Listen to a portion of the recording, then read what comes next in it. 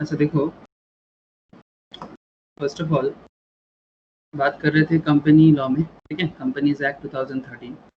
तो काफ़ी डीप अंदर आ गए कंपनी लॉ के, काफ़ी अंदर आ गए हम लोग। और अंदर पहुंचते पहुंचते हम लोग अभी पहुंच गए हैं आर्टिकल ऑफ एसोसिएशन में। हम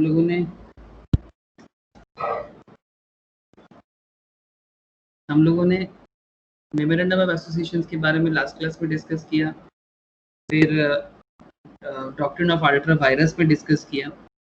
जिनका भी मिस है मैं क्लास अपलोड कर रहा हूँ, don't worry. Doctrine of ultra virus, memorandum of association के साथ बात किया, लेकिन आज हमें बात करना है आर्टिकल ऑफ एसोसिएशन पे, ठीक है। तो कंपनी के लिए जैसे कि आप लोगों को आइडिया है कि memorandum of association and article of association दोनों क्या है। हाँ, जैसे शिवम एक बहुत अच्छा बात कहता है। शिवम क्या कहता है memorandum of association and article of association को? मेमोरेंडम, साउंड कट गया तेरा। हेलो। हाँ बोल बोल, सुन रहा हूँ। एमओए मतलब क्या करना है और एओ मतलब कैसे करना है, rules and regulation. Very good, बहुत अच्छा लगता है। एमओए मतलब क्या करना है और एओए मतलब कैसे करना है, ठीक है। आप लोगों को समझ में आया?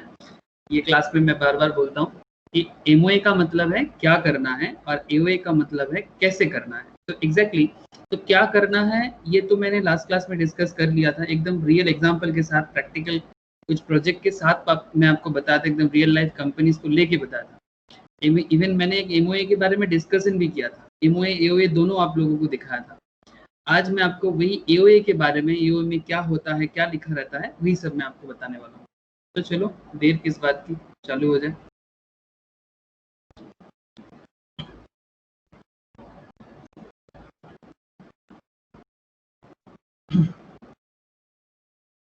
तो सबसे पहले तो ये देख लिया जाए कि article of association,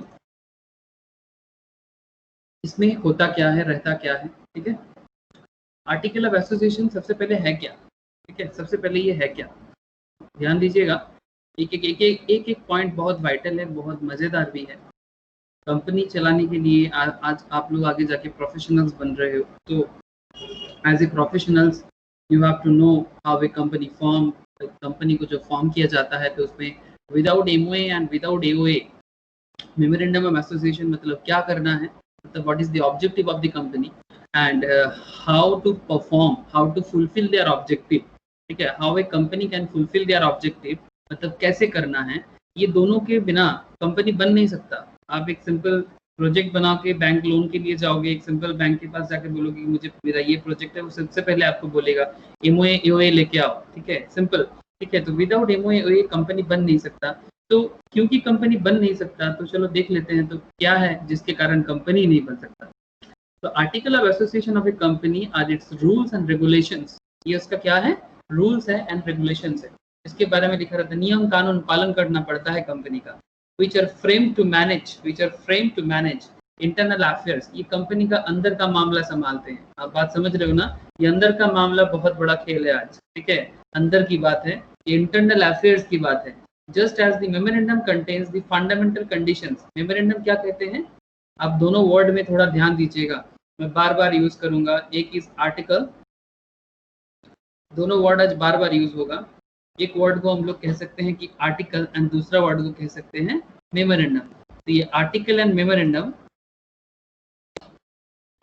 article of association, ठीक है। और एक जो है जो लास्ट क्लास में डिस्कस ऑलरेडी कर दिया, that is memorandum of association.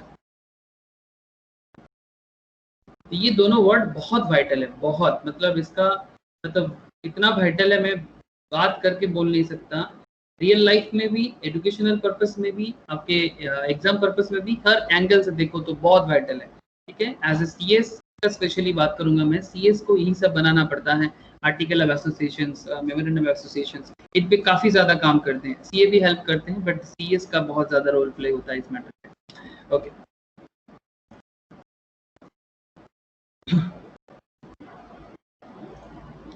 तो आप देख सकते हो यहाँ पर कि the company is allowed to be incorporated. Fundamental conditions to memorandum contains the fundamental conditions upon which the company is allowed to be incorporated.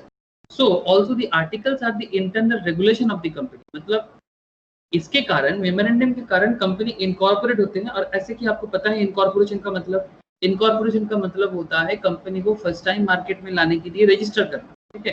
Company को first time as a private हुई, एज ए प्राइवेट का ही बात करना चाहिए कि first time company आते ही incorporate होकर एकदम स्टॉक मार्केट में लिस्टेड नहीं हो जाता, पहले उसको प्राइवेट लेवल में परफॉर्म करना पड़ता है, ठीक है। या फिर नॉन लिस्टेड लेवल में, मतलब गवर्नमेंट में भी आ सकता है लेकिन वो पब्लिक है, लेकिन जरूरी नहीं कि हर पब्लिक गवर्नमेंट में जाए। मैंने ये सब छोटा छोटा मैटर आप लोगों को पहले भी बताया था।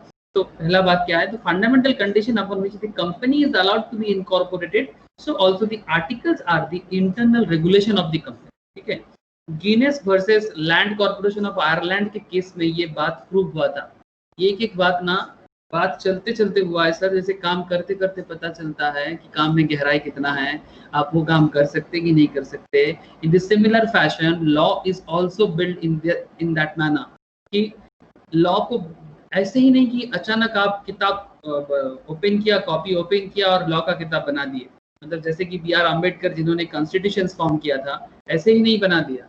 उनको काम करते करते पता चला, उन्होंने भी अपने लाइफ में लॉ को लेके स्टडी किया, रिसर्च किया, एक कंट्री के डेवलपमेंट के लेके सोचा समझा, फिर अपने हिसाब से गवर्नमेंट ऑफ इंडिया के सामने अपना जो भी उनके पास जो भी था वो अपना जो नॉलेज था वो दिया। कुछ अच्छा हुआ, कुछ बुरा हुआ, वो तो हो ही सकता है, लेकिन फिर समय के साथ साथ हर साल अमेंडमेंट आता है। आप लोगों को पता है लॉ में अमेंडमेंट आता है, क्योंकि समय के साथ साथ जो चेंजेस आता है, जो नियम बदलते हैं, उनके साथ भी लॉ को बदलना पड़ता है।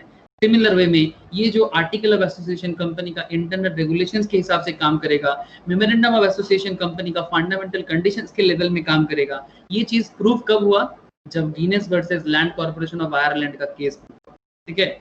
These general functions of the articles have been aptly summed up by Lord Cairns in Ashbury Carriage Company versus Riche।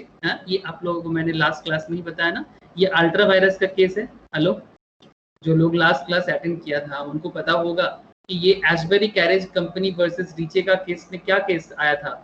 ये डॉक्ट्रिन ऑफ क्या क्या है, ये doctrine of, please tell me. The doctrine of ultravirus. Very good, doctrine of ultra vires, doctrine of ultra vires. ये doctrine of ultra vires का case है जो Ashbury carriage company versus Riche के बारे में बोला गया था। इसमें मेन फैक्ट यही था कि कंपनी के पावर के ऊपर जाके, मतलब मेमोरेंडम में जो लिखा हुआ है कंपनी के पावर, कंपनी का पावर होता है ना कि भाई हर एक कंपनी का एक पावर है, जैसे आपका एक अपना पावर है, आप अपने पावर के बियॉन्ड में जाके किसी को मार सकते हो, मतलब आपका एक पर्सनल ताकत है ना, आपको पता है कि आपका ताकत क्या है। जैसे अर्जुन का ताकत हुआ करता था महाभारत में, कर्ण का ताकत हुआ करता था कि भाई कर्ण के पास ये बाण है, अर्जुन के पास ये वाला बाण है। तो ये पता चलता है अपने अपने ताकत के हिसाब से। पितामह भीष्म के पास एक ताकत है, शिव जी का अपना ताकत है, कृष्ण भगवान का अपना, हर एक का अपना अपना ताकत है। तो ये जो ताकत हम लोग बचपन से स्टोरी रिलेटेड पढ़ते हैं, तो कोई भी अपने ताकत के बियॉन्ड में जाके काम नहीं कर सकते। वही है डॉक्ट्रिन ऑफ अल्ट्रा वायरस, ठीक है। अगर कभी करना पड़ता है तो रेजोल्यूशन पास कराना पड़ता है, उसके बारे में मैंने लास्ट क्लास में चर्चा किया था, डोंट वरी, वो मिल जाएगा। तो ये Ashbury carriage company versus Riche का केस जो है ना, ये मेमोरेंडम ऑफ एसोसिएशन का केस है। तो ये क्या बता रहा है, this general function of the articles have been aptly summed up by Lord Cairns in Ashbury carriage company versus Riche as follows. The articles play, मतलब article of association play a part subsidiary to memorandum. ये basically memorandum का subsidiary है, MOA का subsidiary है। Hello, आप लोगों को पता है ना कि सब्सिडियरी एंड होल्डिंग के बारे में मैंने आपको बताया था, याद है किसी को? Yes. चलो, याद है ना? Yes. Yes sir. Very good. तो जैसे कि आप लोगों ने सब्सिडियरी एंड होल्डिंग देखा था, यहाँ पर भी ना कुछ वैसा ही खेल खेला जाएगा, ठीक है। ये भी सब्सिडियरी होल्डिंग का ही केस है।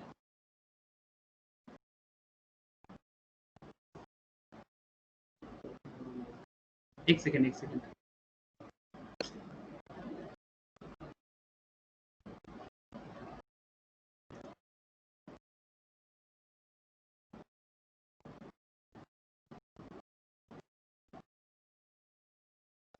एक सेकेंड, एक सेकेंड।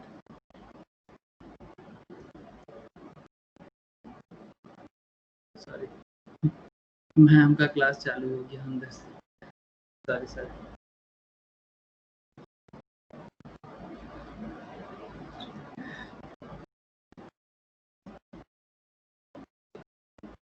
अभी क्लियर है ना अंदर बैकग्राउंड?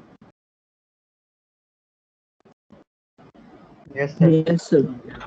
ठीक है, तो जैसे कि बात हो रहा था कि आर्टिकल ऑफ एसोसिएशन को एमओए का सब्सिडियरी बात बताया जा रहा है। जैसे कि कॉन्सेप्ट कुछ ऐसा मान के चल सकते हो आप। जैसे कि सबसे पहले मैं आपको एक बार रिकॉल कराऊंगा कि एमओए जो है और एओए जो है, इसके बीच में रिलेशन एक बार मैं आपको पहले क्लैरिटी करूँ। लेकिन इसको समझने के लिए यहाँ पर माना जा रहा है कि एमओए जो है ये होल्डिंग है, होल्डिंग कंपनी। मैंने आपको होल्डिंग सब्सिडियरी समझाने के टाइम पे इतना सारा रियलिटी बताया था कि ये कंपनी का इसके ऊपर होल्डिंग है, ये इसका सब्सिडियरी हुआ, ठीक है। तो होल्डिंग सब्सिडियरी का नॉर्मल रूल है 50% से ज़्यादा, 51%, 50% और more, that means 51% and more subsidiary company. तो होल्डिंग कंपनी मतलब वो कंपनी जिसको हम लोग नॉर्मली, मैं प्यार से कहता हूँ बाप company, just only for remembering purpose, ठीक है। ये है बाप कंपनी, ये है बेटा कंपनी, ठीक है। Don't take it in other ways, इसको आप जस्ट रिमेम्बरिंग के लिए, ठीक है। बाप कंपनी, बेटा company, only for remembering purpose, okay. तो होल्डिंग कंपनी सब्सिडियरी में क्या होता है, इस पर्टिकुलर, सपोज एक ये सब्सिडियरी कंपनी है, एक ए लिमिटेड है और ये सपोज एक एक्स लिमिटेड है। तो एक्स लिमिटेड का ए लिमिटेड पे अगर 51% होल्डिंग है, ठीक है, तो हम इतना कह सकते हैं कि एक्स लिमिटेड का सब्सिडियरी है ए लिमिटेड, ठीक है। ठीक जैसे आपको रियल में मैं बता सकता हूँ, जैसे वॉलमार्ट का इन्वेस्टमेंट है फ्लिपकार्ट में 77% का, वॉलमार्ट फ्लिपकार्ट का 77% होल्ड करके रखा है ना। तो अगर वॉलमार्ट फ्लिपकार्ट का 77% होल्ड करके रखा है, तो मैं ऐसा बोल सकता कि वॉलमार्ट जो है ये होल्डिंग है और फ्लिपकार्ट जो है ये सब्सिडियरी है, बोल सकते हैं, ऑब्वियसली बोल सकते हैं। तो आप, तो यहाँ पर मैटर एकदम सेम है। एमओए मतलब मेमोरेंडम ऑफ एसोसिएशन कंपनी का ऑब्जेक्टिव को बताते हैं और एओए जो है ये कंपनी का रूल्स रेगुलेशंस को बताते हैं।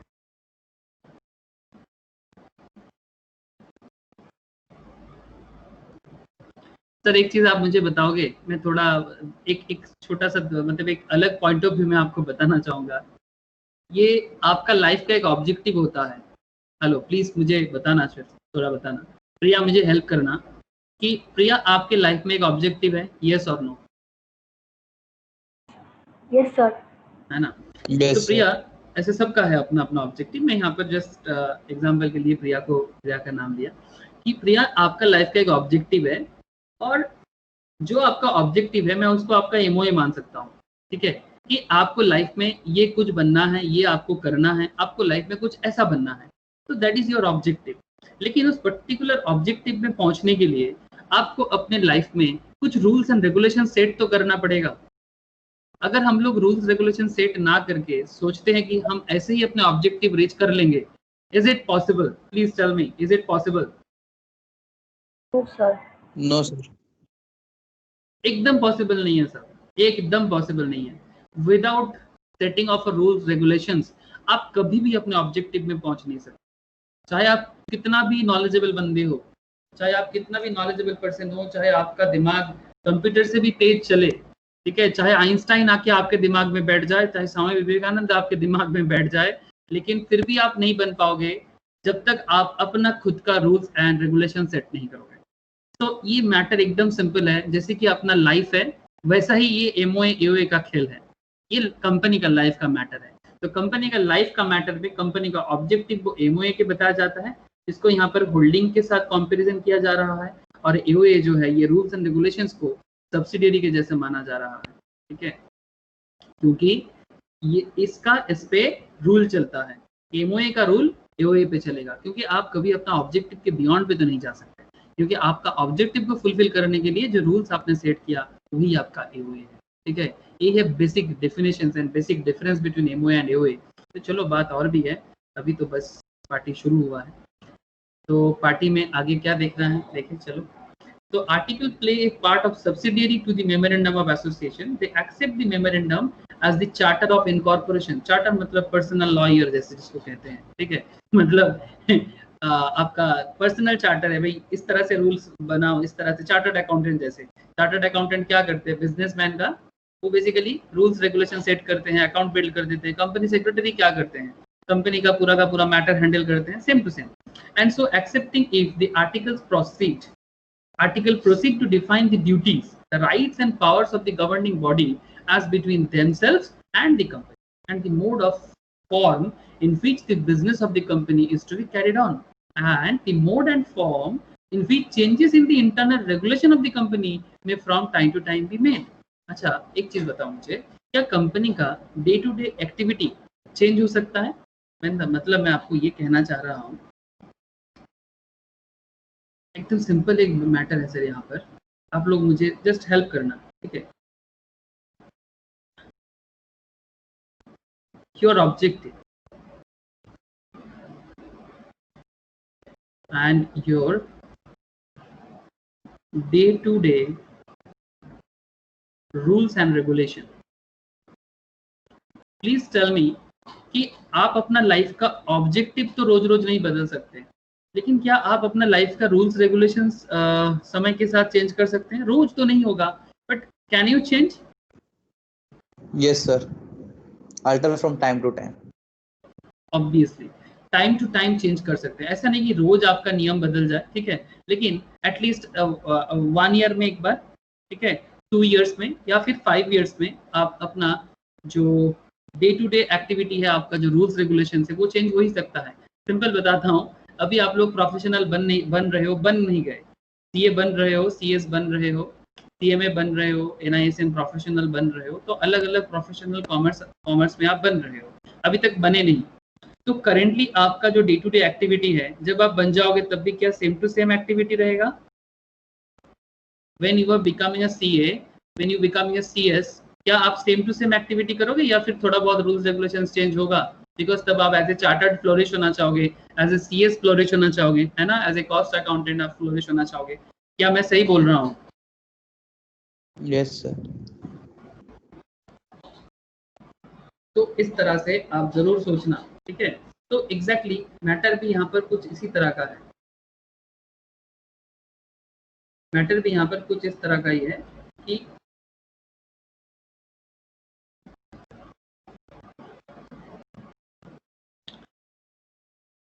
आप अपना ऑब्जेक्टिव जैसे रोज रोज चेंज नहीं कर सकते, बट अपना रूल्स रेगुलेशंस आप समय के साथ चेंज कर सकते हो. तो एकदम यही बात यहाँ पर एकदम सिंपली लॉ कह रहा है कि the internal regulation of the company में from time to time be made. तो समय के साथ साथ अगर इंटरनल मैटर चेंज होता है तो एओए में चेंजेस आ सकता है, एओए में चेंजेस आ सकता है. तो इसी मैटर पे कुछ पॉइंट पे फोकस किया जाए फटाफट. The document containing the article of association, जिस डॉक्यूमेंट्स में आर्टिकल ऑफ एसोसिएशन कंटेंट किया जाता है, the document containing the article of association of the company, उसको मैग्ना कार्टा कहते हैं. आप लोगों ने कभी पहले ये वर्ड सुने हो, मैग्ना कार्टा?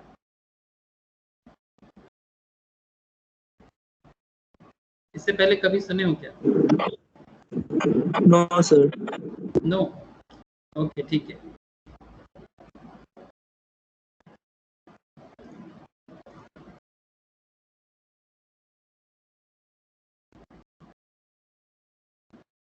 मैं आपको बताता हूँ ये मैग्ना कार्टा क्या होता है.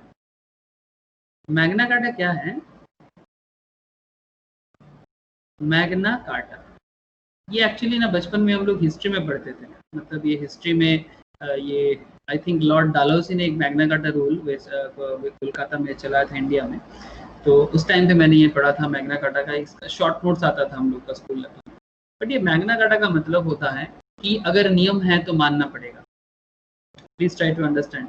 मैग्ना कार्टा का मतलब है अगर नियम है तो you have to follow.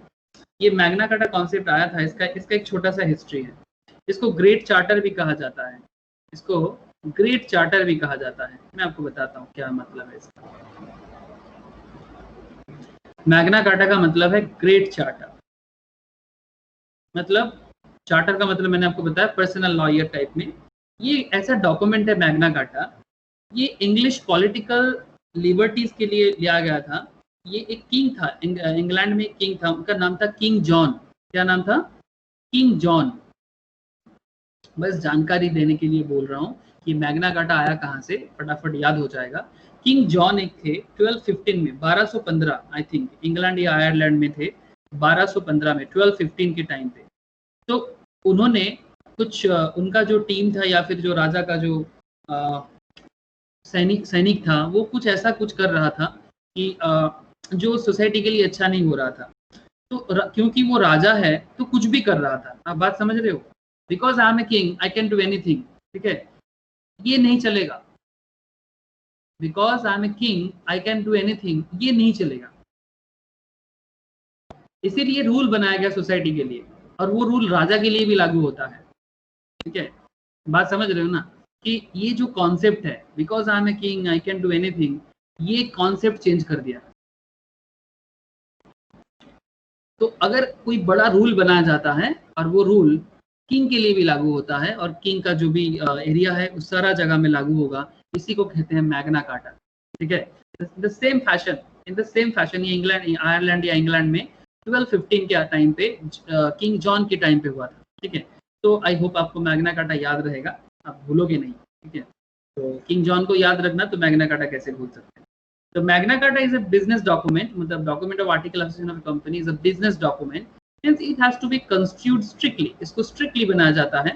It regulates domestic management of a company, ये कंपनी का अंदर का मैनेजमेंट को संभालते हैं, and creates a certain rights and obligation between the members and the company, member और कंपनी के बीच में एक कुछ राइट्स एंड कुछ ऑब्लिगेशंस को बरकरार रखते हैं। ऑब्लिगेशंस मतलब आप समझते हो ना कि जो राइटफुल जो करना होता है, जो कंपनी को करना चाहिए, जो मेंबर्स को करना चाहिए, जिसको हम लोग बंगाली में कहते हैं नैतिक दाय। दाय इन द सेंस मतलब व्हाट एवर इज योर मतलब लीगल लाइबिलिटीज, ठीक है, आपको करना होगा, ठीक है, जो नियम है आपको मानना होगा, ठीक है। Case is Rajkumar versus perfect casting P limited, perfect casting bracket में पी लिमिटेड, इसके केस में ये केस माना गया था कि मैग्ना कार्टा फॉलो करना पड़ेगा, ठीक है।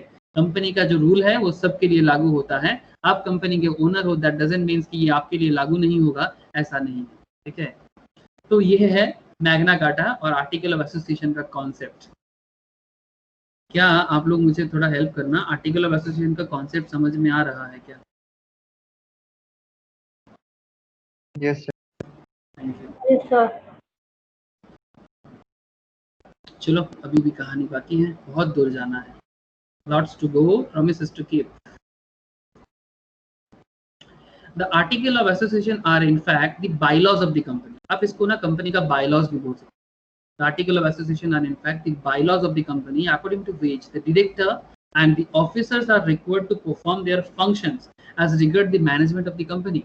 Its accounts and audit, इसका जो accountancy होगा, इसका जो audit किया जाएगा, it is सबको मानना पड़ेगा। It's important therefore that the auditor should study them, मतलब ये ऑडिटर किसी भी कंपनी का ऑडिट लेने से पहले, ऑडिटर का बात आ रहा है मतलब आप समझ रहे हो ना, चार्टर्ड अकाउंटेंट, इवन आप सबको ही मतलब सीए, सीए, सीएमए तीनों ऑडिटर बन सकते हैं। तीनों का अपना अपना लेवल है, मैं आपको एक बार याद दिला देता हूँ एक्चुअल में रियल लाइफ में क्या कॉन्सेप्ट। देखो फाइनेंशियल ऑडिट सबसे पॉपुलर है, या अकाउंट्स ऑडिट, फाइनेंशियल और अकाउंट्स का जो ऑडिट है ये सबसे पॉपुलर ऑडिट है। इसी के लिए सीए का सबसे ज़्यादा रोजी रोटी चलता है सर, ठीक है। चार्टर्ड अकाउंटेंट इसके लिए सबसे ज़्यादा जाने जाते हैं। लेकिन जब भी मैन्युफैक्चरिंग एंटिटी होता है तो उसमें कॉस्ट ऑडिट होता है, और ये कॉस्ट ऑडिट का पावर ओनली सीएमए के पास है। और रिसेंटली क्योंकि बहुत ज़्यादा लीगल घोटाला चल रहा है कंपनी लेवल में, कल कोलकाता में आप लोगों को खबर होगा, एक बाप बेटा दोनों चार्टर्ड अकाउंटेंट है साउथ कोलकाता से, ठीक है। दोनों फंसा सर करीब 70 करोड़ रुपए का घोटाला में, कोई शेयर मार्केट का कुछ घोटाला किया है, ठीक है। क्लाइंट से पैसा लेके इन्वेस्टमेंट का कुछ ही करके, ठीक है, पूरा का पूरा 70, अभी 70 करोड़ का घोटाला सामने आया है। दोनों को दोनों का जेल हुआ है, बहुत दूर जाएगा वो उनका। ऐसा बहुत लोग हैं कोलकाता में जो अपना पावर का मिसयूज करते हैं। कोलकाता को ना मतलब क्या बताऊं सर, मतलब इलीगल काम का ना हब है कोलकाता। बोलना नहीं चाहिए, अपना शहर है, बट सीरियसली खराब लगता है सुनने में। तो फाइनेंशियल अकाउंट्स एंड और इसका ऑडिट सीए का, कॉस्ट ऑडिट सीएमए का, एंड सेक्रेटरियल ऑडिट, क्योंकि इतना ज़्यादा कंपनी लेवल में घोटाला चल रहा है लीगल मैटर्स पे कंपनी का, सेक्रेटरियल ऑडिट जो है ये हक ना सीएस का है। और रिसेंटली इसमें अच्छा खासा अमेंडमेंट आया है, मतलब सीएस कंपनी सेक्रेटरी का जो ऑडिट है ये एप्लीकेबल होने वाला है। इवन 2.5 करोड़ का टर्नओवर वाले कंपनी के लिए भी एप्लीकेबल होने का बात किया गया है। अब समय लगेगा, क्योंकि अगर एक कंपनी को इतना ज़्यादा खर्चा करना पड़े ना, मतलब सीए से ऑडिट कराओ, सीएमए से कॉस्ट ऑडिट कराओ, सीएस से लीगल ऑडिट कराओ, तो मैनेजमेंट एक्सपेंस बढ़ता है। तो इसलिए थोड़ा कंपनी लेवल में जो बिजनेसमैन है उनको थोड़ा चिंता है इस मैटर पे। लेकिन हाँ, धीरे धीरे ये सब मैटर ना एटलीस्ट बिग कंपनीज पे तो लागू हो जाएगा। तो भगवान को बस इतना उम्मीद करो कि कंपनी सब जो बने बड़ा बने, छोटा ना बने, जो भी हो।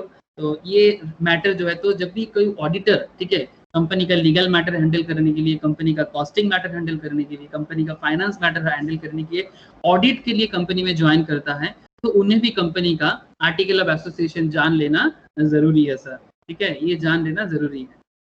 तो इसीलिए यहाँ पर सिंपल कहते हैं ये कंपनी का बायलॉ है, कंपनी क्या है नहीं है, according to which the director and other officers are required to perform their function as regard the management of the company। इसका जो अकाउंटेंट होगा, इसका जो ऑडिटर होगा, उनको भी मानना पड़ेगा। While doing so, he should note the provision therein in respect of the relevant matters। तो ऑडिटर अगर बाद में कुछ प्रॉब्लम होता है, ऑडिटर ऐसा नहीं बोल सकता कि हमें मालूम नहीं था, ठीक है, ये हमें मालूम नहीं कोई एक्सक्यूज नहीं है लॉ में। मैंने आपको पहले भी बताया कि हमें मालूम नहीं है ये कोई एक्सक्यूज नहीं है, ठीक है। आप अगर कंपनी में ज्वाइन कर रहे हो, किसी भी तरह का कंपनी के साथ एग्रीमेंट या काम करने के लिए ज्वाइन कर रहे हो, तो आपको कंपनी का रूल्स रेगुलेशंस पता होना चाहिए, ठीक है। तो आप कभी भी इस तरह का बात कर नहीं सकते कि हमें मालूम नहीं था, ठीक है। ये बात सर प्यार मोहब्बत वाला केस में चल सकता है, लीगल मैटर पे नहीं। Section 5 of the companies act 2013 seeks to provide the content and model of the article of association। section 5, please point to be noted, section 5 of the companies act 2013 में article of association का model को develop किया गया। और उसमें क्या develop किया गया ये आपको अभी देखने को मिल जाएगा कि क्या रहता है उसमें। हाँ, मतलब चोर डकात क्या रहता है, चोर डकात समझते हो? अरे बाबा, चोर मतलब थीव, डकायत मतलब डैकोइट्स, ठीक है। क्या रहता है, चलो देख लेते हैं क्या रहता है।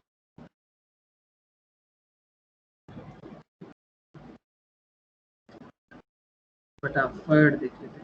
कंटेंट रेगुलेशन, सबसे पहले तो रेगुलेशंस रहेगा, जिनको इसको तो इसीलिए बनाया जाता है। The article of a company shall contain the regulations for management of the company. Management किस तरह से अपने आप को मैनेज करेगा, कंपनी को कैसे मैनेज करेगा, वो लिखा रहता है। Inclusion of matters, the article also contains such matters as are prescribed under the rules। However, a company may also include such additional matters in its article as may be considered necessary for its management। सबसे पहले आप कुछ basic rules तो बताओगे, है ना। Such matters as are prescribed under the rules, जो company का ऑब्जेक्टिव में बताया गया है वो तो आपको यहाँ बताना ही है।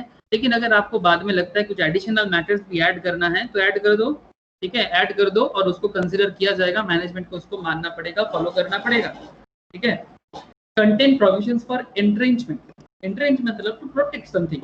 the article में contain provisions for entrenchment to protect something। मतलब अगर कंपनी अपने मैनेजमेंट को प्रोटेक्ट करना चाहते हैं, अपनी कंपनी को प्रोटेक्ट करना चाहते हैं, तो अपने प्रोटेक्शन के लिए तो फैमिली भी अपने फैमिली में अपना रूल्स रेगुलेशंस लगाते हैं, तो कंपनी क्यों नहीं लगाएगा, है ना। तो to the effect that specified provision of the article में बी ऑल्टर्ड। इवन जरूरत पड़ने से आप नियम को बदल भी सकते हो कि भाई पहले हमारा नियम ये था, अभी हम लोग ये नियम फॉलो करेंगे। जैसे करेंटली कोरोना आने के बाद हम लोग अपने आप को प्रोटेक्ट करने के लिए नियम बनाया कि नहीं बनाया, प्लीज मुझे थोड़ा बताना। क्या प्री कोरोना स्टेज का rules regulations of the society and after corona मतलब पोस्ट कोरोना सोसाइटी का जो नियम है क्या सेम है? क्या हम लोग पहले से ज्यादा हाथ धोते हैं? Hello, please help me. क्या हम लोग पहले से ज्यादा हैंड वॉश करते हैं? हम लोग पहले से ज्यादा हम लोग अपना कपड़ा जो है, मतलब जो क्लोथ हम लोग रेगुलर यूज करते हैं, कि अभी क्या करते हैं, रोज का कपड़ा रोज धो लेते हैं, है ना, रेगुलर वॉश। पहले कभी कभी क्या करते थे, एक दिन का चीज 2 दिन भी कोई कोई पहन लेता था, लेकिन वो वाला जमाना गया। अभी बाहर जाते ही आते ही एक दिन में 2 बार 3 बार कपड़ा हम लोग क्लॉथ वॉश कर रहे हैं। तो टू प्रोटेक्ट समथिंग, तो कंपनी भी अपने समय के साथ साथ अपना चीजों को अल्टर कर सकते हैं as per the need, as per the need. तो समय के साथ साथ हम अपने आर्टिकल ऑफ एसोसिएशन को चेंज कर सकते हैं। आप लोग कनेक्ट कर लिया ना कि मैंने क्या बोलना चाहा, जो आर्टिकल ऑफ एसोसिएशन आपको कहना चाह रहा है। The effect that specified the provision of the article may be altered only if condition or procedures as that are more restrictive than those applicable in the case of special resolutions are met or complied with। मतलब क्या है ना, अगर कभी कभी क्या होता है कि कुछ रूल्स रेगुलेशंस को एप्लीकेबल करने के लिए कंपनी को एसआर फॉलो करना पड़ता है। एसआर मतलब क्या सर? एक्चुअली 2 चीज होता है, एक होता है ओआर, एक होता है SR. OR means ordinary resolutions, इसके केस अलग है, मैं आपको बाद में कभी बताऊंगा कि दूसरा क्लास में ऑर्डिनरी रेजोल्यूशंस क्या होता है और कुछ मैटर्स होते हैं स्पेशल्स, मतलब जो रेगुलर मैटर में डिस्कस नहीं होता, वही चीज। एक फैक्टर होता है अड्डा, मतलब ऑडिटर का चेंजिंग करना, अकाउंट्स का डीलिंग करना, ठीक है। ये अड्डा छोड़ के बाकी हर एक चीज का जो भी है ना वो स्पेशल रेजोल्यूशन से पास होता है, ठीक है। तो ये कॉन्सेप्ट मैं बाद में समझाता हूँ, इसको छोड़ो। ये स्पेशल रेजोल्यूशन जो भी होता है ना, तो कभी कभी क्या होता है कि स्पेशल रेजोल्यूशन टफ हो जाते हैं। तो क्यों ना स्पेशल रेजोल्यूशन का जो पॉइंट है, ये देखो ये बात कह रहा है कि only if condition on procedure as there are more restrictive than those applicable in the case of special resolutions are met और कंप्लाइड विद। अगर कभी भी ऐसा लगता है कि भाई स्पेशल रेजोल्यूशंस में रूल्स प्रॉब्लम कर रहा है, तो कंपनी अपने हिसाब से उसको चेंज कर सकता है। तो कंपनी अपना प्रोविजंस रख सकता है कि स्पेशल रेजोल्यूशन लाने में अगर दिक्कत होगा तो कंपनी अपना रूल्स को ऑल्टर कर सकते हैं। आगे आगे और समझाते हैं सर, एकदम इजी हो जाएगा। तो contains provisions for entrenchment, manner of inclusion of the entrenchment provisions, यही मैं बोलना चाह रहा था। The provisions for entrenchment shall only be made either or formation of a company, जब कंपनी बनाया जा रहा है तब लगा दो, और by an amendment in the article agreed to by all the member of the company, जितना कंपनी का मेंबर है अगर सबको एग्री हो जाता है बाद में, ठीक है, तब अमेंडमेंट कर दो। In the case of a private company and by a special resolution, मतलब अगर कंपनी प्राइवेट है, ठीक है, तो स्पेशल रेजोल्यूशन पास करा के आप न्यू रूल लगा सकते हो। मे बी आप फॉर्मेशन के टाइम पे नहीं किए थे, बाद में अमेंड करना चाहते हो, कर सकते हो। इन the case of a public company भी कर सकते हो। मतलब अगर कंपनी प्राइवेट है तो आर्टिकल में एग्री होने से ही होगा। Amendment in the article agreed to by all members of the company in case of private company. और अगर कंपनी पब्लिक कंपनी होगा, सर आप लोगों को पता है ना कि पब्लिक कंपनी मतलब 2-13 का केस में पब्लिक कंपनी का डीलिंग होता है। Public company in the sense, public company 2 तरह का होता है या 1 तरह का होता है?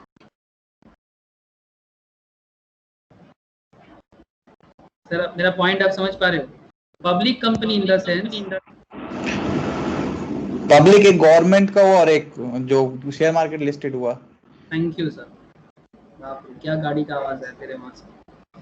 एक है आपका गवर्नमेंट कंपनी, ठीक है, जो कंपनी गवर्नमेंट है जरूरी नहीं वो स्टॉक मार्केट में लिस्टेड होगा, और एक दूसरा टाइप का पब्लिक है, दोनों ही पब्लिक कंपनी है जो स्टॉक मार्केट में लिस्टेड है, लाइक बीएसई एनएसई में जो लिस्टेड है, ठीक है, जो शेयर मार्केट में अपना बिजनेस करते हैं, कैपिटल उठाते हैं। तो पब्लिक कंपनी एक स्टॉक मार्केट लिस्टेड और एक public company government company. Actually दोनों को पब्लिक इसलिए कहा जाता है बिकॉज दोनों ही पब्लिक का पैसा है। सरकार के पास जो पैसा है ये भी पब्लिक का, और स्टॉक मार्केट में इनको जो पैसा मिल रहा है through insurance company, through mutual fund company, through individual investors, सारा का सारा केस में वो पब्लिक का ही पैसा है। That's why in both the cases we can use the same words, that is a public company. Okay, concept clear है सब, मुझे समझ में आ गया। तो inclusion of matter contains provision of entrenchment. Company किस तरह से एंट्रेंचमेंट करता है, मतलब प्रोटेक्ट करता है अपने आप को समय के साथ साथ, अगर कुछ उनको लगता है तो प्रोटेक्ट करने के लिए वो ऑल्टर करता है। कैसे इंक्लूजन करता है ये भी किसमें लिखा रहता है, एओए में लिखा रहता है। एओए मतलब आर्टिकल ऑफ एसोसिएशन। ये एओए बोलने के टाइम पे ना, हाँ बोलो सर, बोलो। मुझे एंट्रिचमेंट माने की to protect something, to protect something. अगर कंपनी को लगता है, एंट्रेंचमेंट का मतलब मैंने अभी बता रहा था, एंट्रेंचमेंट का मतलब होता है टू प्रोटेक्ट समथिंग। मतलब सपोज कंपनी का पहले जो रूल्स था वो कंपनी का किसी मैटर को, मतलब किसी मैटर को ना ओपन कर देता था। कंपनी अपने आप को प्रोटेक्ट कर सकता है ना, मे बी कंपनी का शेयर प्रोटेक्ट नहीं हो रहा है, मे बी कंपनी का मेंबर्स प्रोटेक्ट नहीं हो रहा है, कंपनी का कोई रूल्स है जो कंपनी को प्रोटेक्ट नहीं कर रहा है। तो अगर कंपनी को कभी ऐसा लगता है कि कंपनी का जो पुराना नियम है वो कंपनी का मतलब करंट मार्केट कंडीशन में कंपनी को प्रोटेक्शन नहीं दे रहा है, या कंपनी सिक्योर नहीं फील कर रहा है कि मेरा ये नियम बहुत लूज नियम है, ठीक है, तो अगर नियम उनको लूज लगता है तो वो बाद में उसको अमेंड करके चेंज कर सकता है। मतलब मैं इसको आपको सिंपल बताता हूँ। मतलब पहले आपका कुछ ऐसा नियम था पर्सनल लेवल में, आप जब बिजनेस करते थे आज से 30 साल पहले, तब आपका बिजनेस थोड़ा इजी वे में होता था। आजकल बिजनेस पे हर एक मैटर पे आपको कुछ ना कुछ नियम के साथ जाना पड़ता है। तो ये हो सकता है कि पहले नियम टफ था अभी इजी हुआ है, या फिर ये हो सकता है कि अभी नियम इजी हुआ है पहले टफ था, या पहले इजी था अभी टफ है। तो जो भी हो, आपको समय के साथ अपने को प्रोटेक्ट करना है। कंपनी अपना मेंबर्स को, कंपनी अपने शेयर्स को प्रोटेक्ट करना चाहता है, तो उसको प्रोटेक्ट करने के लिए कंपनी एंट्रेंचमेंट प्रोविजन लाते हैं। ठीक है, इसके बारे में मैं कभी आपको फिर बताऊंगा कि प्रोटेक्ट क्या क्या चीज में हो सकता है, लेकिन उतना डिटेल्स में जाऊंगा ना दिक्कत हो जाएगा अभी, इसलिए मैं ज्यादा डिटेल्स में इसमें जा नहीं रहा हूँ। अब बस इतना समझो अभी कि कंपनी अपने आप को प्रोटेक्ट करना चाहता है, तो अगर कंपनी को नियम बदल के, जैसे मैंने आपको बताया ना कि कोरोना से पहले भी इंसान अपने आप को प्रोटेक्ट करता था, लेकिन कोरोना आने के बाद भी अपने आप को प्रोटेक्ट कर रहा है। नम्रता, बात समझ में आ रहा है? कोरोना से पहले भी हम अपने आप को प्रोटेक्ट करते थे, कोटम की कोटम ना कि मनो है नम्रता? হ্যাঁ স্যার করতাম। তো করোনা আসার পরেও প্রোটেক্ট করছি, কিন্তু নিয়মে কিছু চেঞ্জেস এসছে কি আসেনি? এসছে স্যার। এসছে, এক্স্যাক্টলি। তো এই যে নিয়মটাকে বদলালাম टाइम टू टाइम, ये जो नियम, ये जो पर्टिकुलर नियम था, इसको जो हम लोगों ने चेंज किया, that is the entrenchment provisions, जो जरूरत पड़ने से कंपनी अपने एओए में बदल सकता है। क्लियर नम्रता? হ্যাঁ sir. Forms articles. Forms of articles. The article of a company shall be irrespective form specified in the tables. क्या क्या फॉर्म है? F form, G form, H, I and J in schedule, as may be applicable to such company. अलग अलग articles का forms होते हैं, F, G, H, I, J, इस तरह से। मॉडल आर्टिकल्स क्या होता है कि कंपनी में adopt all or any of the regulations contained in the model articles applicable to such company. मतलब हर एक अलग अलग बिजनेस के लिए ना अलग अलग मॉडल होता है कि भाई आपका बिजनेस के हिसाब से आप अपना मॉडल बनाओ, तो इसके लिए गवर्नमेंट का अपना कुछ तरीका है, तो जो गवर्नमेंट आपको बता देता है। बात समझ रहे हो कि किस बिजनेस का कैसा मॉडल होना चाहिए, इसका कुछ गवर्नमेंट का अपना नियम है। तो कंपनी में adopt all or any of the regulations contained in the model articles applicable to such company. अगर आप आईटी कंपनी हो तो आपका आर्टिकल्स का कॉन्सेप्ट एक तरह का होगा। अगर आप एक ग्रोसरी कंपनी हो, ठीक है, आईटी कंपनी होंगे तो आप इन्फोसिस का नियम जो होगा, सिंपल मुझे बताओ, सिंपल बताओ, कुछ एकदम छोटा छोटा बात आपको समझ में आ जाएगा। अगर आप आईटी कंपनी हो तो क्या कौन सा कंपनी आईटी लेवल में मैं पकड़ सकता हूँ? आप इन्फोसिस का नाम ले लो, आप टीसीएस का नाम ले लो, आप विप्रो का नाम ले लो। ओके, ये आईटी रिलेटेड कंपनी होगा तो नियम कुछ ऐसा होगा। अगर कंपनी ग्रोसरी सेक्टर्स में है, ग्रोसरी बेचता है, like big basket, online grocery, Reliance, Grofers, हाँ रिलायंस जियो, रिलायंस मार्ट, जियो मार्ट, सॉरी, ग्रोफर्स, जियो मार्ट। तो मेरा कहने का मतलब एकदम सिंपल है, ज़्यादा टफ नहीं करना चाहूँगा। कहने का मतलब एकदम सिंपल है कि आप मुझे एक चीज़ बताओ, आईटी कंपनी हैंडल करने का rules regulations and grocery company handle करने का रूल्स रेगुलेशंस क्या सेम होगा? प्लीज बताना। ना, AOA of a IT company और AOA of a grocery store या ग्रोसरी कंपनी क्या सेम रहेगा? ऑब्वियसली नहीं। तो बिजनेस के ऊपर डिपेंड करता है कि आपका रूल्स रेगुलेशंस क्या है, जिसका एक सेट ऑफ रूल्स होगा जो आप लोग और धीरे धीरे समझोगे और जानोगे। ड्राफ्टिंग करना होगा depending on the business to business, यही सब चीज़ तो आपको आगे आगे सीखना है, ठीक है, जो आपको एडवांस लेवल में जब आप लोग नेक्स्ट स्टेज में आओगे तो तब पढ़ोगे, ठीक है। ओके, तो forms of articles, model of articles, company registered after the commencement of this act. Company registered after the commencement of this act. In case of any company which is registered after the commencement of this act, in so far as the registered articles of such company do not exclude or modify the regulations contained in the model articles applicable to such company, those regulations shall, so far as applicable, be the regulation of that company in the same manner and to the extent as if they were contained in the duly registered article of the company. कहना एकदम simple चाह रहा है sir कि ये 2013 companies act चल रहा है, करेंट जो कंपनीज एक्ट चल रहा है, कंपनीज एक्ट क्या चल रहा है? 2013 कंपनीज एक्ट। इससे पहले क्या था? 1956 कंपनीज एक्ट। तो सपोज आप जब अपना बिजनेस कमेंस किया था, लाइक बहुत सारा बिजनेस है इंडिया में, आईटीसी है, रिलायंस है, ठीक है, there are lots of business, ठीक है, जो 1956 एक्ट के टाइम पे आया था। एक्चुअली मैक्सिमम बिजनेस जो आज के डेट में है, मैक्सिमम बिजनेस 1956 एक्ट में ही आया था, लेकिन जब समय के साथ साथ चेंजेस हुआ है, तो क्या 2013 एक्ट के हिसाब से आप अपना नियम बदलोगे कि नहीं बदलोगे? हाँ, तो जो भी company registered after the commencement of this act, मतलब 2013 एक्ट, तो आपके लिए भी वो सारा का सारा नियम जो भी चेंजेस हुआ है आपके लिए भी एप्लीकेबल हो जाएगा और वो भी आपके आर्टिकल ऑफ एसोसिएशन में दिखना चाहिए। सिंपल यही है आर्टिकल ऑफ एसोसिएशन का मेन एरिया जो एज पर एक्ट होता है। तो दिस इज द मॉडल, ठीक है, यही है model. The following are the key difference between MOA and AOA. मैंने ऑलरेडी बता दिया कि एमओए और एओए में क्या डिफरेंस है, फिर भी आपको एक बार एज पर किताब भी बता देता हूँ। स्टार्टिंग में यही मैटर में डिस्कस कर रहे थे ना कि एमओए एंड एओए में क्या डिफरेंस है, तो ये बहुत इंपॉर्टेंट पॉइंट है, यहाँ से कुछ ना कुछ जरूर पूछ लेता है। Objectives. Memorandum of Association defines and delimits the objective of the company. MOA company का objective है, whereas the Article of Association lays down the rules and regulations for the internal management, है ना, of the company. तो EOA क्या करता है, company का internal rules regulation बनाते हैं और MOA कंपनी का ऑब्जेक्टिव है। रिलेशनशिप के केस में अगर देखा जाए, memorandum defines the relationship of the company with the outside world. मतलब एमओए के साथ रिलेशनशिप क्या होता है, आउटसाइड वर्ल्ड का होता है, outside world. Memorandum of association जरूरी होता है आउटसाइड वर्ल्ड के लिए, लेकिन एओए का जरूरत होता है कंपनी और उसका मेंबर के लिए।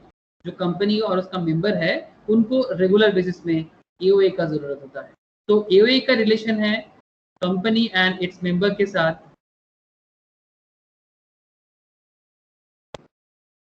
और एमओए का जरूरत है आउटसाइड वर्ल्ड को, मतलब एनीबडी, क्रेडिटर, डेटर, ठीक है, आपका बैंकर, जिसको भी जरूरत है, ठीक है, इन्वेस्टर, इनको एमओए का जरूरत है। आप किसी भी कंपनी में बैंक किसी कंपनी को लोन देने से पहले एमओए रीड करना चाहिए। एमओए से ही उनको पता चलता है कि एक्चुअल में बैंक का ऑब्जेक्टिव क्या है, क्या सही बिजनेस को मैं लोन दे रहा हूँ। एक्चुअली आज के डेट में कोई पढ़ता नहीं है रियलिटी में, मतलब लोअर लेवल में, ग्राउंड लेवल में, मतलब रूरल एरिया में, इसीलिए इतना सारा गवर्नमेंट बैंक का फिलियरिटी चल रहा है, बिकॉज वो कभी एमओए पढ़ता ही नहीं है, पढ़ना आता भी नहीं है एक्चुअली, मतलब गलत लोग गलत जगह में बैठ गए सर। दैट्स वाई इकोनॉमी खराब हो रहा है, आप इतना जान लो। मतलब आप लोग कितना भी, मतलब कहीं भी देखो, गलत आदमी गलत जगह में बैठ रहा है, दैट्स वाई इकोनॉमी इतना खराब हालत में जाते हैं, ठीक है। बैंक फेलियर होता है, ऑर्गेनाइजेशन फेलियर होता है, ठीक है। जिसको जहाँ बैठना चाहिए वो अगर वहाँ नहीं बैठेगा, ठीक है, मतलब राजा का बेटा राजा नहीं बनेगा, राजा वो बनेगा जो उसका हकदार है। आप लोग जानते हो ना, ये फेमस डायलॉग है, वो ऋतिक रोशन का, वो मूवी का सुपर 30 का डायलॉग सच में बहुत इंपॉर्टेंट है, ठीक है। राजा का बेटा राजा नहीं बनेगा, राजा वो बनेगा जो हकदार है। तो हकदार बंदा बैठ कहाँ रहा है, ठीक है। तो इसीलिए कुछ चेंजेस भी नहीं हो रहा है, हम लोग भी सिर्फ बोलते हैं, करते तो कुछ है नहीं। कोई बात नहीं सर। अल्टरेशन देखो, memorandum of association can be altered only under certain circumstances and in the manner provided for in the act. In most cases, permission of the regional director or the tribunal is required. The article can be altered simply by passing a special resolution. आप देख पा रहे हो, MOA बदलना इतना आसान नहीं है। रीजनल डायरेक्टर नॉर्मली, ट्रिब्यूनल मतलब जो कंपनी लॉ है, कंपनी लॉ बोर्ड, सीएलबी इसका नया नाम है NCLT, national company law tribunal. इसका पुराना नाम था सीएलबी, कंपनी लॉ बोर्ड था, बट अभी सीएलबी यूज नहीं होता, अभी एनसीएलटी यूज होता है, ठीक है। तो रीजनल डायरेक्टर ट्रिब्यूनल को बोल के, नेशनल कंपनी लॉ ट्रिब्यूनल को बोल के मे बी एमओए को चेंज करा सकता है, ऑल्टर करा सकता है, ठीक है। काफी टाइम टेकिंग मैटर है, बिकॉज सिंपल, इसके पीछे एकदम सिंपल कहना है, रोज रोज किसी का ऑब्जेक्टिव चेंज नहीं होता, ऑब्जेक्टिव चेंज डेली चेंज नहीं होता, ठीक है, डेली चेंज नहीं होता। बात समझ में आया ना। लेकिन आप चाहे तो अपना रेगुलेशन चेंज कर सकते हो, उसके लिए बस आपको एक स्पेशल रेजोल्यूशन मीटिंग में पास कराना होगा। ओके, अल्ट्रा वायरस भी इसके केस में दिखा देता है। मतलब जो अल्ट्रा वायरस का केस है, acts done by the company beyond the scope of memorandum. Memorandum means MOA. अगर आप एमओए के खिलाफ जाके कुछ भी करते हो, ये अल्ट्रा वायरस कहा जाता है, और वो वॉइड कॉन्ट्रैक्ट हो जाता है ना। कॉन्ट्रैक्ट वॉइड मतलब आप समझते हो, कैंसिल हो जाना, टोटली बाद हो जाना, बातिल हो जाना, जो भी नाम लगा हुआ, ठीक है, टोटल में एकदम उसको अलग कर देता है, तो वॉइड हो जाता है। एमओए के खिलाफ जाके आप कुछ नहीं कर सकते, जैसे कि वो एशबेरी के केस में, एशबेरी वर्सेस रीचे के केस में हम लोगों ने देखा था, ठीक है, कि एशबेरी रेलवे कैरेज कंपनी के केस में कंपनी का फाइनेंस करने का काम नहीं था, ठीक है, उसका कॉन्ट्रैक्ट था, रेल लाइन बना सकता है, बट वो किसी कंपनी को फाइनेंस नहीं करा सकता। जैसे मैंने आपको कार्वी स्टॉक ब्रोकिंग का केस भी बताया था, कार्वी के केस में भी मैंने आपको बताया था कार्बी क्या करता है? कार्बी लोगों का डीमैट अकाउंट ओपन कराता है और स्टॉक मार्केट में ब्रोकर कंपनी। हाँ, स्टॉक मार्केट में स्टॉक परचेस करने में ब्रोकिंग करता है। ठीक है, तो कार्बी अपना ऑब्जेक्टिव के बियॉन्ड में जाके क्या किया, ये अपना क्लाइंट का जो स्टॉक है, क्लाइंट का जो स्टॉक उनके पास है, उसको वो मार्केट में मॉर्टगेज करके लोन ले लिया, मतलब डिमैट दिखा के लोन ले लिया, और वही लोन का अमाउंट वो अपने रियल एस्टेट बिजनेस या गेमिंग बिजनेस पे लगा रहा है। वो बियॉन्ड ऑब्जेक्टिव है। तो बियॉन्ड ऑब्जेक्टिव कुछ भी होगा तो उसको क्या बोलेंगे? अल्ट्रा वायरस कहेंगे। जिन्होंने लास्ट क्लास मिस किया था उनको पता चल गया अल्ट्रा वायरस क्या होता है। अभी अगर फिर से एक बार आप लोग जाके उसको पढ़ोगे ना एशबेरी कैरेज का, तो आपको समझ में आ जाएगा कि कंपनी अपना मेमोरेंडम को। बोलो बोलो। বলছি ওই কার্ভিকে যে লোন দিল সেও বা কি করে দিল ডিম্যাট অ্যাকাউন্টের পরিবর্তে? জানে তো ওটা তো করা যায়। हाँ, फ्रॉड है, टोटल फ्रॉड है। बैंक ने भी गलत किया। एक्चुअली एक छोटा सा नियम के कारण दे दिया बैंक ने, पावर ऑफ अटॉर्नी। ये मैंने आप लोगों को शेयर मार्केट क्लास में बताया रिसेंटली कि पहले क्या सिस्टम होता था कि जब भी हम लोग डीमैट अकाउंट बनाते हैं ना, तो कोई क्लाइंट चाहे तो पावर ऑफ अटॉर्नी दे सकता है, और इवन कभी कभी automatically power of attorney broking companies के पास चला जाता था। लेकिन ये सेबी एक्ट में चेंजेस आ गया, एकदम रिसेंट चेंजेस है जो सितंबर 1 इसी मंथ से चालू हुआ है। मैंने लास्ट क्लास में डिस्कस किया था शेयर मार्केट में। रोशनी चिलीस ना थी लास्ट क्लास है?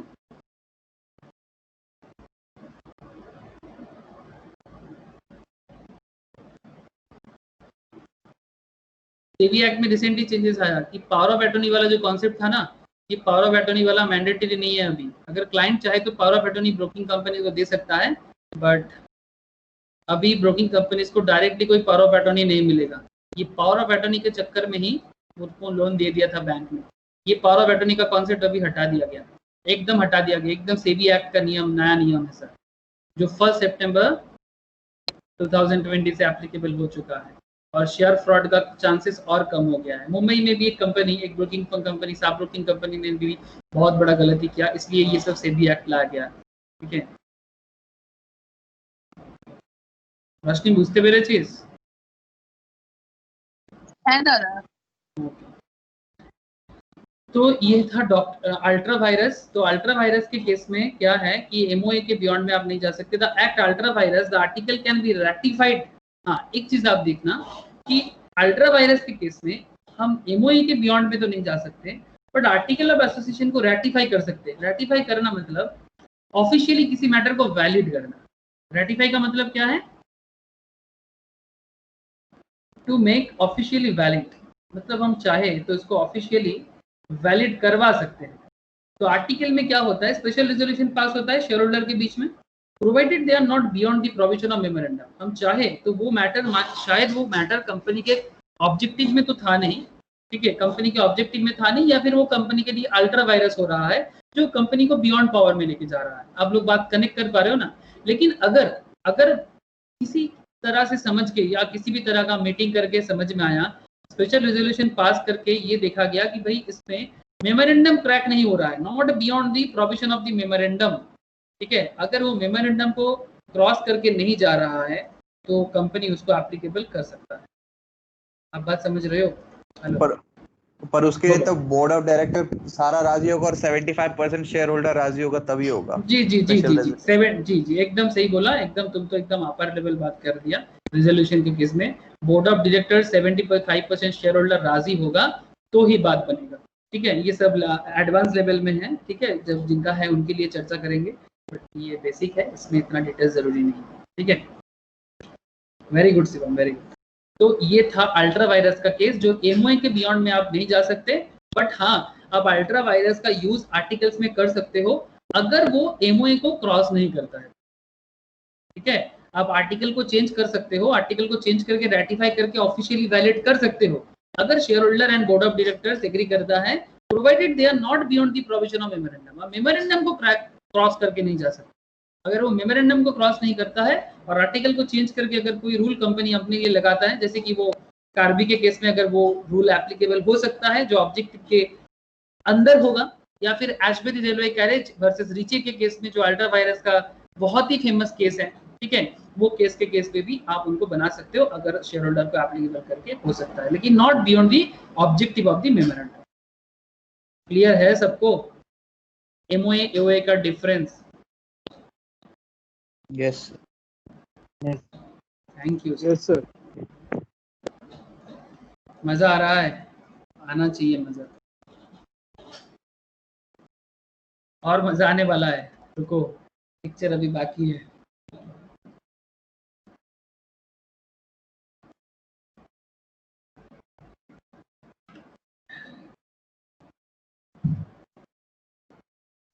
डॉक्ट्रिन ऑफ इंडोर मैनेजमेंट दिख रहा है आप लोगों को? Doctrine of indoor management, yes sir. VVIP question, VVIP question बहुत इंटरेस्टिंग भी है और बहुत ही उम्दा question. Very very important concept है डॉक्ट्रिन ऑफ इंडोर मैनेजमेंट। इसमें क्या खेल होता है? डॉक्ट्रिन ऑफ इंडोर मैनेजमेंट में क्या होगा बोलो तो, इसमें डॉक्ट्रिन ऑफ, सबसे पहले हम ना इंडोर मैनेजमेंट को समझने से पहले अब कॉन्स्ट्रक्टिव नोटिस को समझो कि कॉन्स्ट्रक्टिव नोटिस क्या होता है। Doctrine of constructive notice, doctrine of constructive notice क्या होता है? ये section 399 of the companies act 2013 बताता है। 399 of the companies act 13 provides that any person can inspect by electronic means. Electronic means मतलब you understand? Digitally, है ना? Digitally, electronic means any document kept by the registrar. Register मतलब ROC. Company कहाँ register होता है? Company ROC में register होता है कि नहीं होता? कंपनी कहाँ रजिस्टर होता है? कंपनी ROC में रजिस्टर होता है। रजिस्टर ऑफ कंपनीज में जाके कंपनी अपने आप को रजिस्टर करते हैं।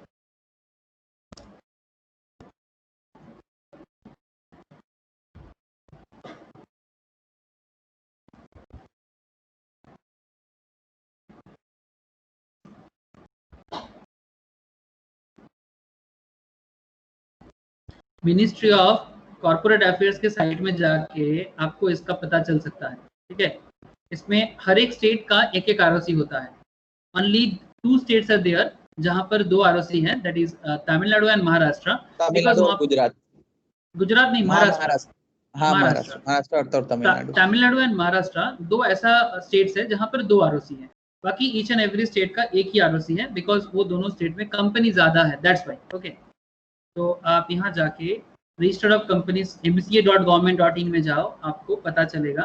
ये है रजिस्टर्ड ऑफ कंपनीज। इसमें ना पूरा कंपनी का डिटेल्स रहता है, ठीक है। केसी में जाके आपको, आप इसके साइट में जाके चेक करा सकते हो। लेकिन 399 सेक्शन के तहत हर एक कंपनी का अपना अपना है। Register of companies appoints under the section 609 ministry of corporate affairs, ठीक है। कभी ये साइट के अंदर जाके झांको तो आपको एग्जैक्टली कंपनी लॉ में क्या हो रहा है सब पता चलेगा। ये देखो, कॉस्ट ऑडिट ब्रांच देख रहे हो, मैं आपको बता रहा था कॉस्ट ऑडिट के बारे में, ठीक है। ये कॉस्ट ऑडिट ब्रांच है, ठीक है। ऑफिशियल लिक्विडेटर, ये सीए में तीनों होता है। आज ये लिक्विडेटर का कॉन्सेप्ट बहुत काम आएगा। अभी रुको, इसी पॉइंट में आएगा। रजिस्टर ऑफ कंपनीज, ठीक है। रजिस्टर ऑफ कंपनीज में ये देखो, regional director, register of companies, official liquidator, each and every point बहुत इंटरेस्टिंग पॉइंट है। तो चलो इसी में बात करते हैं।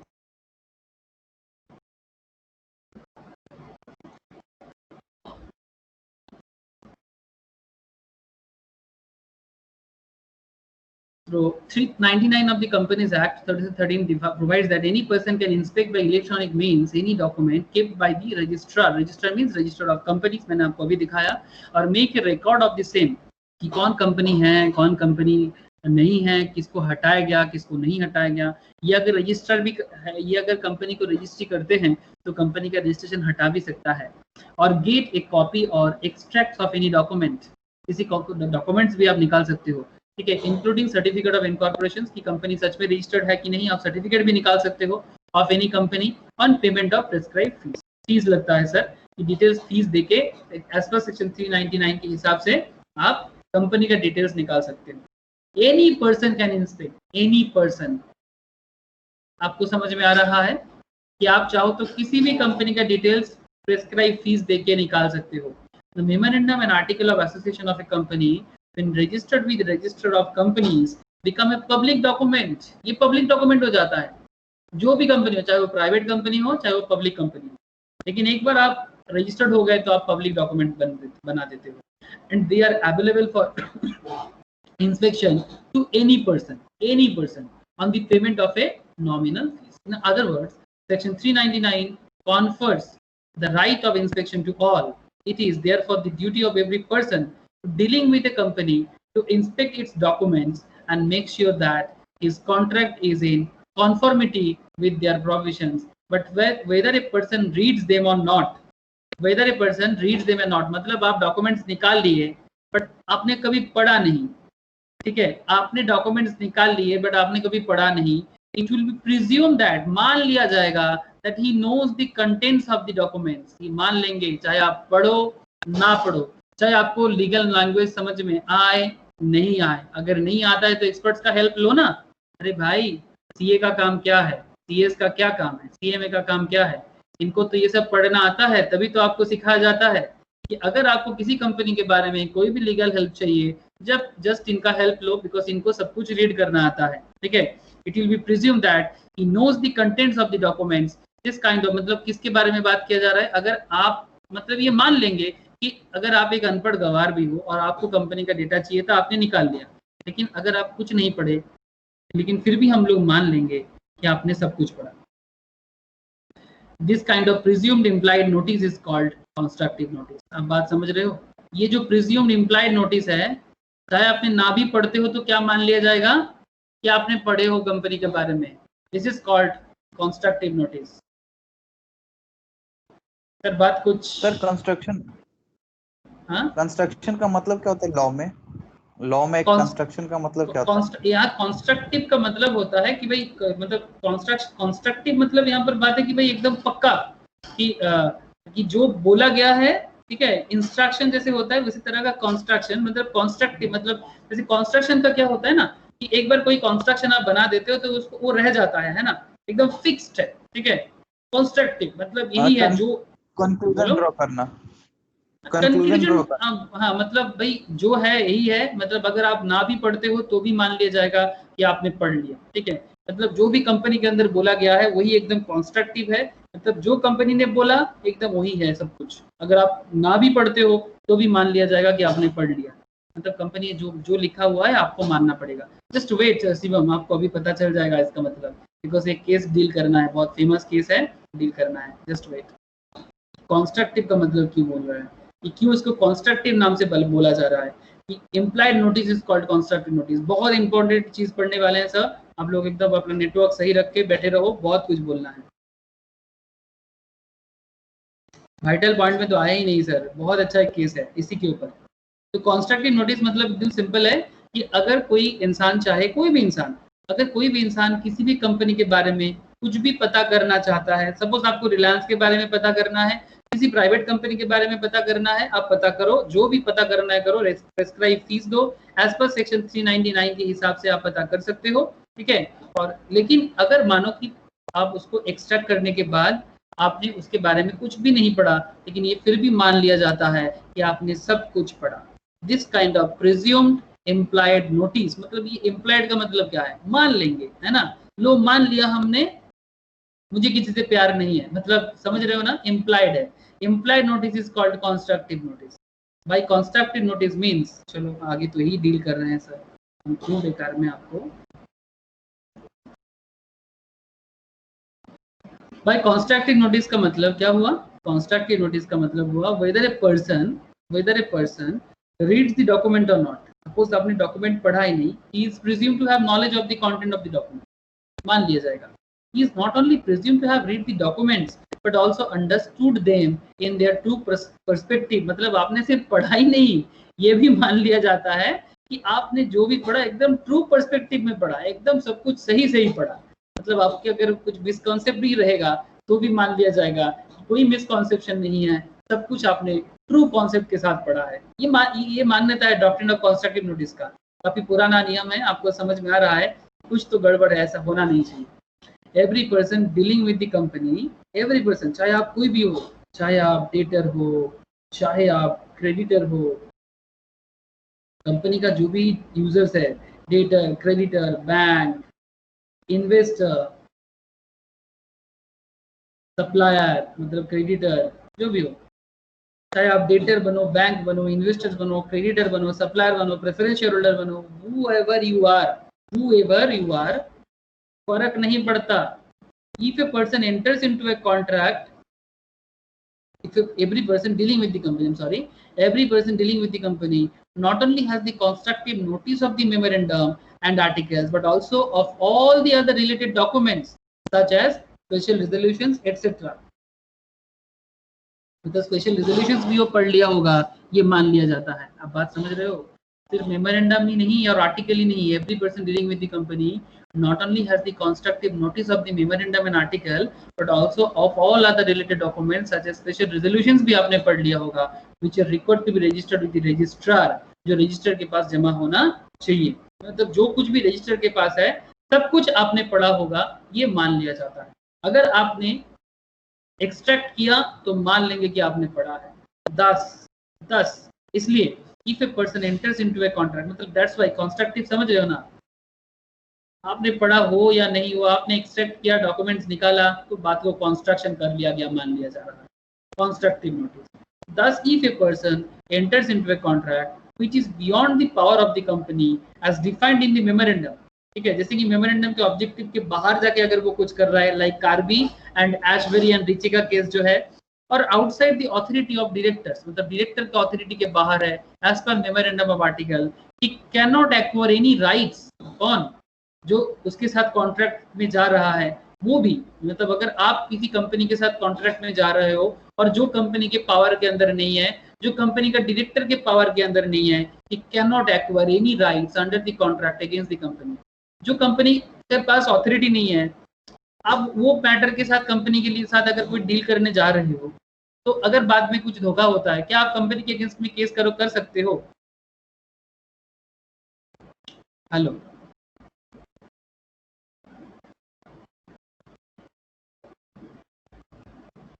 आप लोग मेरा बात समझना. आप लोग मेरे पास पढ़ते हो कॉमर्स के लिए, ठीक है? आप लोग मेरे पास पढ़ाई करते हो कॉमर्स के लिए. जैसे कल मेरे को एक जन फोन किया था, फोन करके पूछ रहे क्या आप मैकेनिकल इंजीनियरिंग पढ़ाते हो? हेलो, आप लोग मेरा बात समझ पा रहे हो कि नहीं? Please tell me. Yes sir.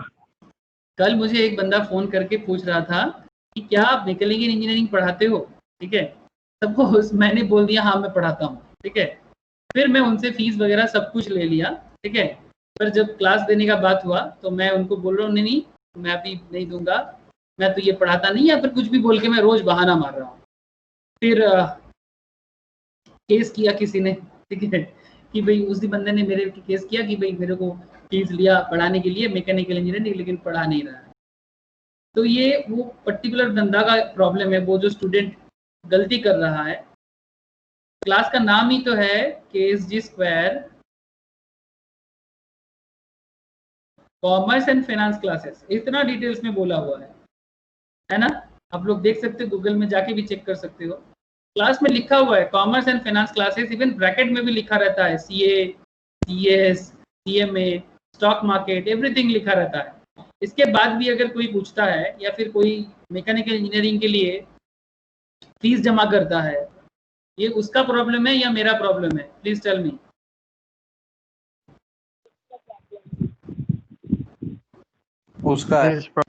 उसका तो प्रॉब्लम है ही. मतलब मैं तो गलत कर ही रहा हूँ, मैं तो फ्रॉड कर ही रहा हूँ, लेकिन क्या ये बाद में अगर केस करेगा तो ये तो मैं तो अपने केसेस पर अपने ऑब्जेक्टिव के बियॉन्ड में जाके काम कर रहा है, बियॉन्ड ऑब्जेक्टिव काम कर रहा है, क्योंकि KSG स्क्वायर का ऑब्जेक्टिव साइंस एजुकेशन है ही नहीं. KSG स्क्वायर का objective totally commerce and finance education है, तो ये बियॉन्ड ऑब्जेक्टिव जाके काम कर रहा है. फिर भी कोई स्टूडेंट अगर ऑब्जेक्टिव नहीं समझ रहा है, मेमोरेंडम नहीं समझ रहा है और उसके साथ कॉन्ट्रैक्ट करता है और बाद में कुछ प्रॉब्लम होता है तो उससे वो चीज़ वापस चाहता है, तो इसमें उसका प्रॉब्लम है, ये प्रॉब्लम में खुद फंसेगा. ये तो फंसेगा ही, मतलब इसका अलग केस होगा, ये लीगलिटी फ्रॉड के केस में फंसेगा, लेकिन ये बिना रिकवर नहीं कर सकता, कुछ भी रिकवर नहीं कर सकता, ठीक है? क्योंकि उसको भी पता होना चाहिए कॉन्ट्रैक्ट करने से पहले भाई कंपनी का क्या पावर है, ठीक है? कंपनी क्या कर सकता है, नहीं कर सकता है, ये उसको पता होना चाहिए. बात क्लियर है कि नहीं? बताओ अभी. Yes sir. ओके, ये था डॉक्टर, ये जो पूरा का पूरा बात था ये था डॉक्ट्रिन ऑफ कंस्ट्रक्टिव नोटिस पे था, ठीक है? अब देखो, अब खेल चालू होता है। इसी डॉक्ट्रिन ऑफ कंस्ट्रक्टिव नोटिस के केस में आ जाता है डॉक्ट्रिन ऑफ इंडोर मैनेजमेंट। ठीक है, doctrine of indoor management, another VVIP point here, मतलब इसी का तो इंतजार था मुझे।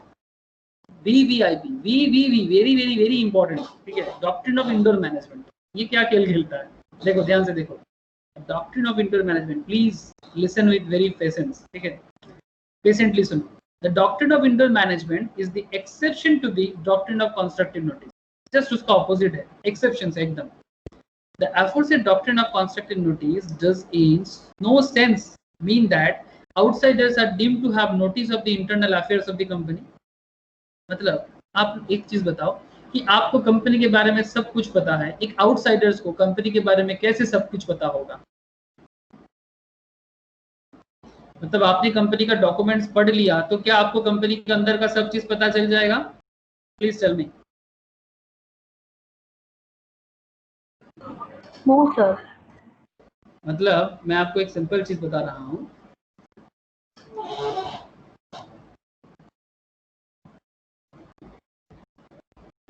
रिलायंस का शेयर चल रहा है मार्केट में 2315, आप रिलायंस के शेयर में इन्वेस्ट करना चाहते हो एज ए इन्वेस्टर्स। ठीक है, जस्ट देखो क्या बोलना चाह रहा हूँ। रिलायंस का शेयर मार्केट में 2315 पर शेयर का चल रहा है, आप रिलायंस के शेयर में इन्वेस्ट करना चाहते हो, तो आप रिलायंस का एमओए एओए सब कुछ रीड कर रहे हो।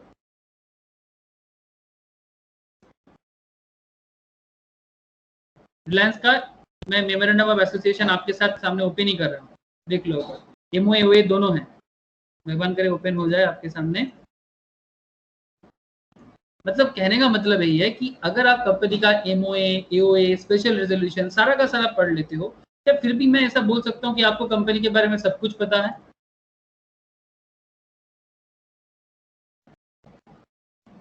ऐसा बोलना तो एकदम मुश्किल का बात हो जाएगा। लेकिन डॉक्ट्रिन ऑफ कंस्ट्रक्टिव नोटिस यही तो कह रहा है, चाहे आप पढ़ो या ना पढ़ो, डॉक्ट्रिन ऑफ कंस्ट्रक्टिव नोटिस क्या बोल रहा है? जैसे कि आप देख सकते हो यहाँ पर, ये रिलायंस का ही memorandum of association and article of association है, देख पा रहे हो क्या? सीएस वाले बच्चे लोग ध्यान से देख लो कि एग्जैक्टली कैसा होता है। अगर आप चाहो तो ऑनलाइन से डाउनलोड करके एक बार प्लीज गो थ्रू करना। ठीक है, रिलायंस नहीं तो मुझे मुझसे बोलना, मैं प्रोवाइड कर लूंगा आप लोगों को। सर्टिफाइड ट्रू कॉपी है, देखो मार्केट में अवेलेबल है, ये सब चीज मार्केट में अवेलेबल होता है। ये थोड़ा पुराना है।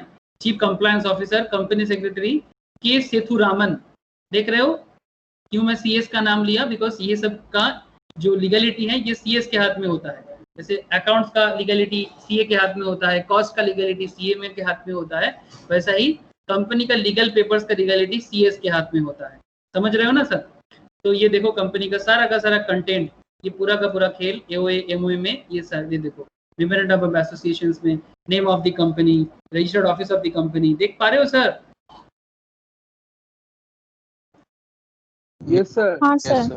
Name of the company, registered office of the company, or main objective of the company, the objective of incidental or ancillary to the attainment of main objective. main objective को पहुंचने के लिए अगर कंपनी कोई दूसरा चीज़ों का सहारा ले रहा है तो वो भी ancillary मतलब उसके संग कुछ और जो मेन ऑब्जेक्टिव को उसको पहुंचाता है। Other objective not included in A and B, मतलब पहले नहीं बताया गया। Limited liability of the members, authorised share capital of the company, subscriber to the memorandum of associations, कौन कौन एमओए का सब्सक्राइबर है, ये सारा डिटेल्स रहता है एमओए में। आर्टिकल में मैंने आपको अभी बताया आर्टिकल में क्या क्या रहता है। देखो टेबल एफ यहाँ पर बताया गया, मैंने आपको वहाँ पर कुछ टेबल बता रहा था ना, तो यहाँ पर table F excluded, table F not to apply, ये सब जब आप लोग आगे अपना पढ़ाई करोगे ना तो आपको बेसिकली यही सब तो करना है। Company to be governed by this articles, interpretation, act, article, board of directors, company rules, seal, number and gender, expression in the article to be bear the same in this act, share capital and variation of rights, इसका क्या हक है, issue of certificate, kind of share capital, ये सारा का सारा खेल article of association के अंदर होता है, जो समय के साथ साथ चेंज भी हो सकता है। 230 पेज का है, आप लोग पढ़ना प्लीज, मैं आपको प्रोवाइड करूंगा, मैं अपने वेबसाइट में अपलोड करके रखूंगा, आप वहां से डाउनलोड कर लेना, kgsquare.in में जाके डाउनलोड कर लेना। इंटरप्रिटेशन का मतलब क्या होता है सर? इंटरप्रिटेशन मतलब किसी भी चीज़ को क्या बोलूँगा, इंटरप्रिटेशन का मतलब क्या बताओ, मतलब जैसे आप एक मूवी देखता है तो ठीक है, सिनेमा देखने के बाद तो सिनेमा का कहानी को अपने मन में जो रीड कराता है कि क्या मतलब निकला उसका, तो उसको क्या कर रहा है, तो इंटरप्रेट कर रहा है। समझ रहा है? ओके। तो यहाँ पर खेल क्या रहा कि डॉक्ट्रिन ऑफ इंडोर मैनेजमेंट एकदम डॉक्ट्रिन ऑफ कंस्ट्रक्टिव नोटिस का ऑपोजिट बात कर रहा है। Therefore, the doctrine of constructive notice does in no sense mean that outsiders are deemed to have notice of the internal affairs of the company. How can it possible? For instance, if an act is authorized by the article or memorandum, अगर कोई act memorandum में authorized है, an outsider is entitled to assume that the all detailed formalities for doing that act have been observed. This can be explained with the help of landmark case. चलो यही वाला case तो मुझे आपको बोलना है। The Royal British Bank versus तुर्कवान। तुर्कवान एक इंसान का नाम है, ठीक है।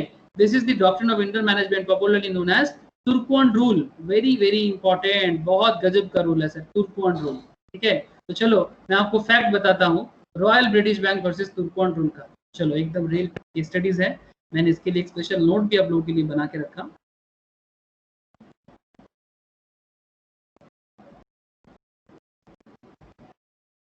क्या आप लोग देख पा रहे हो Royal British Bank versus Turquand? Yes sir.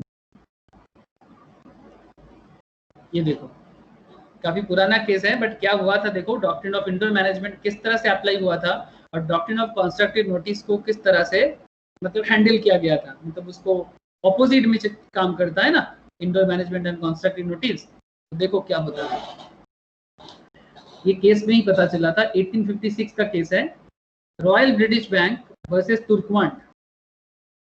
327 is a UK company law case that held people transacting with companies are entitled to assume that internal company rules are complied with। मतलब कंपनी का जो internal rules होगा वो comply कर दिया जाएगा जो भी उसको पड़ेगा, even if they are not. This indoor management rule और the rule in Turquand case is applicable in most of the common law world. मतलब दुनिया में मैक्सिमम कंट्री में ये तुर्कवान रूल को मायने रखा जाता है।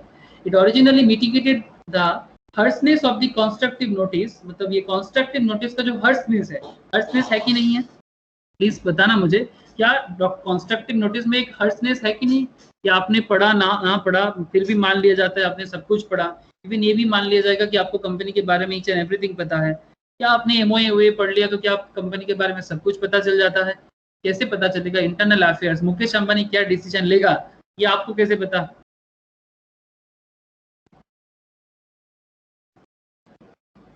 मुकेश अंबानी का पर्सनल डिसीजन आपको थोड़ी ना पता होगा।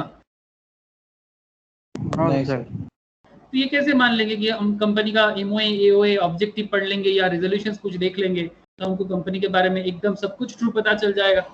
तो ये अगर इस तरह का डॉक्ट्रिन ऑफ कंस्ट्रक्टिव नोटिस, पहले ये देखो पुराना सिस्टम में मान लिया जाता था, लेकिन समय के साथ देखो 1856 के बाद मैटर चेंज हो गया है, बिकॉज रियल केस हो गया है। Real case Royal British Bank versus Turquand के साथ हो गया है, देख रहे हो ना? तो चलो, तो ये डॉक्ट्रिन ऑफ ऐड देता है कि वो म्यूचुअल फंड आपके रिस्क पे, वो जो बहुत जल्दी जल्दी बोल देता था ऐड में। हाँ ऐसा उसको फिर कहा ना कि गवर्नमेंट ने कि बाद में उसको कि ध्यान से बोलो कि लोग समझ पाए कि म्यूचुअल फंड क्या है।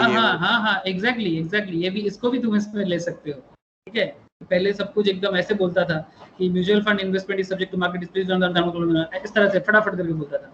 फिर अभी सेबी ने रेगुलेशंस लिया, बोला कि ऐसे बोलो कि mutual fund investment is subject to market risk, please read all scheme related documents carefully. इससे भी धीरे बोलता है, मैं तो फिर भी फास्ट बोल रहा हूँ। ओके, तो ये जो कंस्ट्रक्टिव नोटिस का जो हर्सनेस है इसको इस केस में सॉल्व किया गया। And in the UK it is now supplemented by the companies act 2006 section 39 to 41। UK case में बताया जा रहा है क्योंकि ये यूके से चालू हुआ था केस, और इंडियन लॉ को आपको पता है इंडियन लॉ मैक्सिमम यूके से इंस्पायर्ड है, ठीक है। तो यूनाइटेड क्योंकि उनका रूल चलता था अपने इंडिया में, 200 साल का राज चला है कंपनी रूल, आपको पता है। ईस्ट इंडियन कंपनी, हाँ, जो कोलकाता को अपना कैपिटल बना के पूरा इंडिया एंड सब कॉन्टिनेंट पे रूल किया, तो इसीलिए उनका रूल आज भी चल रहा है। लेकिन हाँ सर, बिजनेस लेवल में उनसे रूल सीखने लायक है, सच में सीखने लायक है, एटलीस्ट मॉडर्न डे में। 1770 से पहले वाला चीज तो इंडिया से ही सीखने वाला है, बट आफ्टर द 1770s उन्होंने लूटा भी और बना के भी गया। तो क्या करे सर, अभी 1770s में तो जा नहीं सकते, इसलिए सबको लगता है ब्रिटिश ने जो देखे क्या, चलो सर सर उठा के देखो, ठीक है। तो सर एकदम सर उठा के मानना पड़ेगा। ओके कोई बात नहीं, एक्चुअली मैं थोड़ा ब्रिटिश का खिलाफ हूँ, लेकिन मेरा पर्सनल खिलाफी से तो आपको कोई फर्क नहीं पड़ेगा। तो चलो सर तुर्कोन रूल देख लेते हैं। जज कौन थे? कोर्ट था कोर्ट ऑफ एक्सचेकर, ठीक है। कोर्ट मेंबरशिप था, जज थे सर लॉर्ड जर्विस सीजे, ठीक है। Ostensible authority indoor management rule. Fact देखो सर, ये मैं आपके साथ शेयर कर लूंगा, एक्चुअली मैं वेबसाइट में अपलोड कर लूंगा, आप लोग प्लीज इसको ना डाउनलोड कर लीजिएगा। इसमें पूरा डिटेल्स केस है, ठीक है, पूरा डिटेल्स केस है। जिसको मतलब लॉ डिटेल्स में जानना है, इनको लॉ लेके आगे बढ़ना है, कंपनी मैटर में बहुत इंटरेस्टेड है, सीएस स्पेशली सीएस में बताऊंगा, उनको मैं बताऊंगा कि आप लोग प्लीज गो थ्रू करना, जो लोग सीएस बनने जा रहे हो। बाकी लोग जानो सर, ठीक है, सब कोई जान सकता है। मिस्टर तुर्कोन, फैक्ट क्या था? Mr Turquand was the official manager, liquidator of the insolvent Cameron's Colebrook Steam Coal and Swansea Luffer Railway Company। Liquidator मतलब सर जब कोई कंपनी इंसॉल्वेंट हो जाता है तो उस कंपनी को बंद करने का एक प्रोसेस होता है। आप मैटर को समझते हो? मैं आपको एक सिंपल बताता हूँ कि क्या एक्चुअल केस होता है। सपोज एक कंपनी का मैं नाम ले रहा हूँ, हिंदुस्तान मोटर, नाम तो पता होगा? यस सर, एम्बेसडर वाला। जिसने एम्बेसडर को बनाया, the great car of Indian ambassador. ये जो एम्बेसडर है ये हिंदुस्तान मोटर का बहुत फेमस एक कार है, लेकिन ये हिंदुस्तान मोटर बंद हो चुका है क्योंकि बिजनेस चल नहीं रहा था, मॉडल में अपग्रेडेशन नहीं था, वगैरह वगैरह केसेस है। तो ये हिंदुस्तान मोटर को जब लिक्विडेट किया गया, लिक्विडेशन हुआ, तो chartered accountant, company secretaries, CMS, इनको बुलाया जाता है, जो नॉर्मली इवन कोई लॉयर भी आ सकते हैं, एलएलबीज, जिनको बेसिकली कंपनी मैटर पता है, ठीक है, कि भाई कौन कंपनी का शेयर होल्डर्स है, कौन कंपनी का शेयर होल्डर्स, डिवेंचर होल्डर, मतलब जो कंपनी को पर्सनल लेवल में लोन दिया है, डिवेंचर होल्डर, या बॉन्ड, ठीक है, जो गवर्नमेंट लेवल से मिलता है बॉन्ड, ठीक है, गवर्नमेंट ने अगर कुछ लोन दिया है तो बॉन्ड के थ्रू से। तो share holder, debenture holder, bond, ये लोग क्या करते हैं, कंपनी बनने के टाइम पे या कंपनी चलने के टाइम पे कंपनी को कैपिटल दिया था, लोन दिया था, अलग अलग मैटर पे कंपनी को कैपिटल दिया था, तो इनके साथ कंपनी का लेना देना है। लेकिन जब कंपनी लिक्विडेट होता है या कंपनी बंद होता है तो इनको इनका पेमेंट वापस करना पड़ता है, या फिर जिनको देना चाहिए उनको देना पड़ता है। तो न्यू रूल क्या है? तो नया रूल मैं आपको बताता हूँ, एकदम लेटेस्ट जो नियम चल रहा है कि जब भी कोई कंपनी लिक्विडेट होता है सबसे पहले किसको पैसा मिलना चाहिए जानते हो? क्रेडिटर। सबसे पहले क्रेडिटर को पैसा मिलेगा, उसके बाद कंपनी को जो लोन देता है, हाँ, loan and debenture holder, similar pattern में जो आगे आएगा उनको पहले मिलेगा। लोन एंड डिवेंचर मतलब जो पहले दिया था उनको पहले मिलेगा। लोन एंड डिवेंचर होल्डर, इनको सबसे पहले, मतलब जो लोग कैपिटल में हेल्प करते हैं। क्रेडिटर को यहाँ से हटा भी सकते हो आप, बिकॉज क्रेडिटर कंपनी को लोन नहीं देता, ये कंपनी को प्रोडक्ट सप्लाई करता है। इनका केस अलग लेवल में हैंडल किया जाता है। लिक्विडेशन के टाइम पे सप्लायर पहले नहीं आता, लिक्विडेशन के टाइम पे मेनली सबसे पहले लोन या डिवेंचर होल्डर को लाया जाता है, उसके बाद कंपनी में अपना हक दिखा सकते हैं प्रेफरेंस वाले, प्रेफरेंस शेयर होल्डर। सबको देने के बाद अगर कुछ बचता है तो हक दिखा सकता है इक्विटी वाले। ये पूरा का पूरा प्रोसेस को कंप्लीट करने में जो हेल्प करता है उनको कहता है लिक्विडेटर। कौन है लिक्विडेटर? समझ में आया कि नहीं आया? प्लीज मुझे थोड़ा बता के हेल्प कीजिएगा। Yes sir. Yes sir. तो अगर आपको पता चल गया कि लिक्विडेटर कौन है, तो तुर्कवांड कौन था? एक ऑफिशियल मैनेजर था कंपनी के लिए, जो लिक्विडेटर के हिसाब से insolvent Cameron's, Coalbrook, stream, coal and Swansea and लफर रेलवे कंपनी का लिक्विडेटर के हिसाब से वो काम कर रहा था।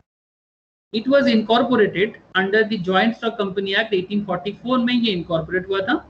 The company had given a bond for £2000, UK pound आप देख पा रहे हो, to the Royal British Bank. Royal British Bank को इन्होंने £2000 का बॉन्ड दिया था।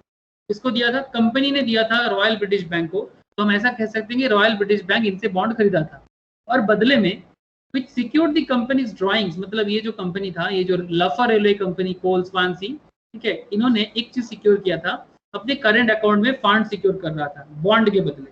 वो कंपनी को बॉन्ड देके रखा था कि अगर कुछ प्रॉब्लम होगा तो ये बॉन्ड तुम लेके कंपनी से शेयर ले लेना, जो भी है।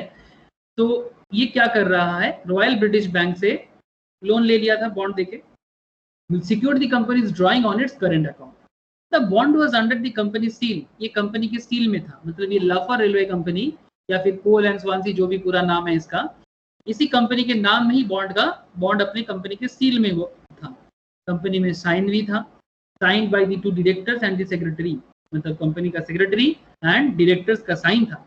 व्हेन द कंपनी वाज सूड, लेकिन कंपनी पे केस शू किया गया, क्या बोल के, it alleged that they under its registered deed of settlement, the article of association के हिसाब से directors only had power to borrow, directors borrow कर सकता है किससे, ये जो बैंक से बोरो कर रहा है ना बॉन्ड के बदले में, up to amount authorised by company resolutions, जो कंपनी रिजोल्यूशंस किया था उसके हिसाब से डायरेक्टर बोरो कर सकता है।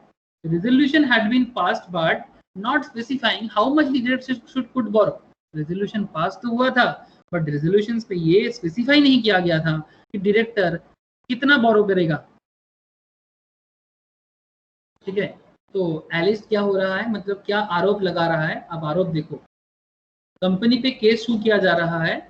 When the company was sued, it alleged that under its registered deed of the settlement, the article of association AOA of the company, directors only had the power to borrow up to amount authorized by a company's resolutions, ठीक है। Company के resolutions में जितना बोला गया उतना ही director बोरो कर सकता है।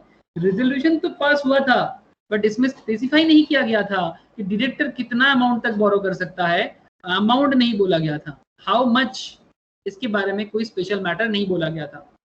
तो बाद में केस क्या हुआ देखो, अभी तो बस कहानी शुरू हुआ है, कहानी का खत्म देखो, एंड देखो, जजमेंट देखो तो पता चल जाएगा कि क्या हुआ था केस। सर जॉन जर्विस सीजे, ये कोर्ट का जज था, for the court of exchequer, chamber ruled that bond was valid, उन्होंने रूल दिया, उन्होंने बताया कि बॉन्ड वैलिड है, बॉन्ड में कोई प्रॉब्लम नहीं है, मतलब जो बॉन्ड किसने इशू किया, वो रेलवे कंपनी जो है, रेलवे कंपनी ने बॉन्ड इशू किया था ना ब्रिटिश बैंक को। सर आपको बॉन्ड का केस पता है ना, अगर नहीं पता है तो मैं आपको एक बार समझा देता हूँ कि सपोज किसी कंपनी को पैसा चाहिए होता है तो वो बॉन्ड इशू करता है, इवन आप भी बॉन्ड खरीद सकते हो। चलो मैं आपको, जिसको समझ में नहीं आ रहा है, मैं उनको बॉन्ड का कहानी एक बार बता दूं, 2 सेकंड लगेगा, एकदम समझ जाओ बॉन्ड का खेल क्या चलता है। देखो फटाफट देखो, जो लोग बॉन्ड को कनेक्ट नहीं कर पा रहे हो, मैं उनको कनेक्ट कराने के लिए बॉन्ड के बारे में फटाफट 2 मिनट बता देता हूँ। सपोज आपका जो कंपनी है, सपोज मानो कि ये रेलवे कंपनी आपका है, आपको कंपनी के लिए फंड चाहिए, इधर है रॉयल ब्रिटिश बैंक,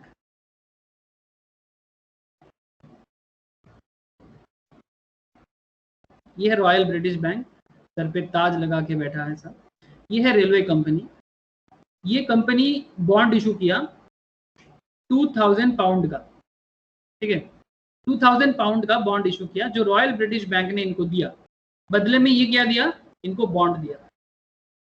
लेकिन बॉन्ड इशू करने के टाइम पे ये मेंशन नहीं किया गया था कि ये रेलवे कंपनी अपना एक चीज सिक्योर कर रहा था कि करंट अकाउंट में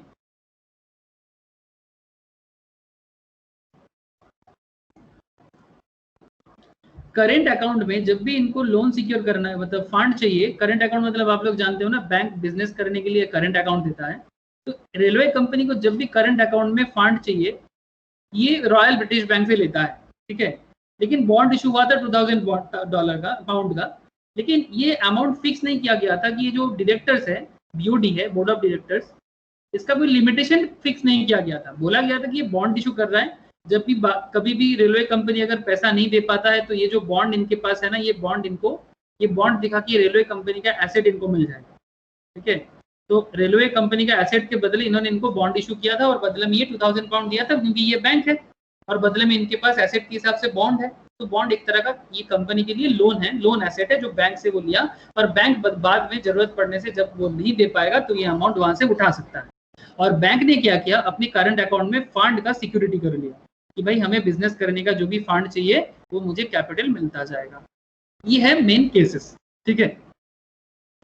अब बैंक ने बाद में कंपनी पे केस कर दिया, ओके। तो जब भी केस कर दिया तो क्या खेल हुआ यहाँ पर, पूरा खेलना ये आर्टिकल ऑफ एसोसिएशन और स्पेशल रेजोल्यूशंस का खेल है। थोड़ा धैर्य से देखो, अभी समझ में आ जाएगा। The Court of Exchequer Chamber ruled that bond was valid, so the Royal British Bank could enforce the terms. वो अपना terms दिखा सकते हैं। He said, जज ने बताया, the bank was deemed to be ever that the directors could borrow only up to the amount resolution allowed. ये उन्होंने बताया कि डायरेक्टर उतना ही बोरो करेगा जितना रेजोल्यूशंस में बताया। जैसे कि बैंक जो जब कंपनी पे केस किया था, रॉयल ब्रिटिश बैंक जब कंपनी पे केस किया था, उनका भी यही मानना है कि रेजोल्यूशंस के बियॉन्ड में जाके वो बोरो नहीं कर सकता।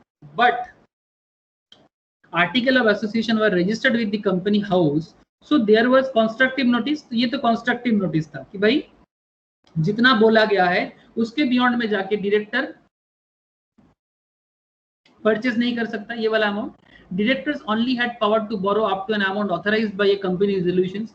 ये बात तो सही कर रहा है रॉयल बैंक ने, रॉयल ब्रिटिश बैंक ये बात सही कह रहा है कि वो रेजोल्यूशंस के बियॉन्ड जाके काम नहीं कर सकता। So that's why this is a constructive notice.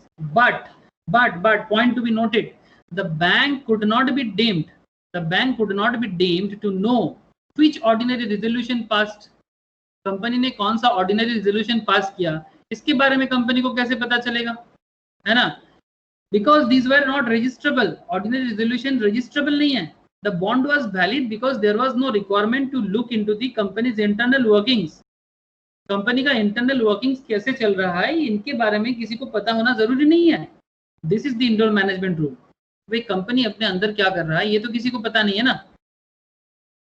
This is the indoor management rule that the company's indoor affairs are the company's problem. ये कंपनी का अपना प्रॉब्लम है, ये बाहर वाला नहीं जानेगा, ठीक है। Jervis CJ gave the judgment to the court. Company का अपना मुद्दा कंपनी खुद जानेगा। तो डॉक्ट्रिन ऑफ कंस्ट्रक्टिव नोटिस के हिसाब से कंपनी अपने बोर्ड ऑफ डायरेक्टर्स को जो पावर देता है कि स्पेशल रेजोल्यूशंस के थ्रू से, कंपनी के रेजोल्यूशंस के थ्रू से amount authorised by company resolution के थ्रू से जितना है, ये जरूरी है कि कंपनी बोर्ड ऑफ डायरेक्टर्स उससे ज्यादा मार्केट से मतलब बोरो नहीं कर सकता। लेकिन बोरो का अमाउंट भी कंपनी ने कुछ बताया नहीं, ठीक है। रेजोल्यूशन जब पास हुआ उसमें बताया नहीं गया कि भाई कितना अमाउंट का बोरो वो मैक्सिमम कर सकता है, ठीक है। लेकिन बाद में जब उन्होंने रॉयल ब्रिटिश बैंक ने केस किया तो कंपनी की तरफ भी तो देखना चाहिए कि कंपनी अपने अंदर क्या कर रहा है, ये जानना ब्रिटिश बैंक का काम नहीं है। तो यहाँ पर दोनों केस है, एक डॉक्ट्रिन ऑफ इंडोर मैनेजमेंट, एक है doctrine of constructive notice. Constructive notice के तहत आप कंपनी के अंदर जो बोला गया, जो आर्टिकल ऑफ एसोसिएशन में बोला गया कि when the company was sued, it is alleged that the under this registered deed of settlement, the article of association, directors only had power to borrow up to an amount authorized by the company's resolutions, ठीक है। ये तो obviously article of association के अंदर जो बोला गया है डायरेक्टर को वो मानना पड़ेगा। आप बात समझ रहे हो ना।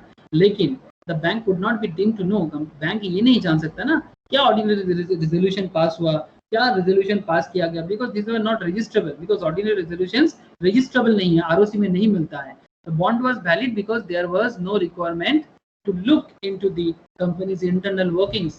This is the indoor management. This is the indoor management rule that the company's indoor affairs are the company का problem है। जर्विस सीजे ने यही वाला जजमेंट दिया। बोलो सर, कुछ समझ में आया? Royal British Bank versus Turquand का केस, प्लीज टेल मी।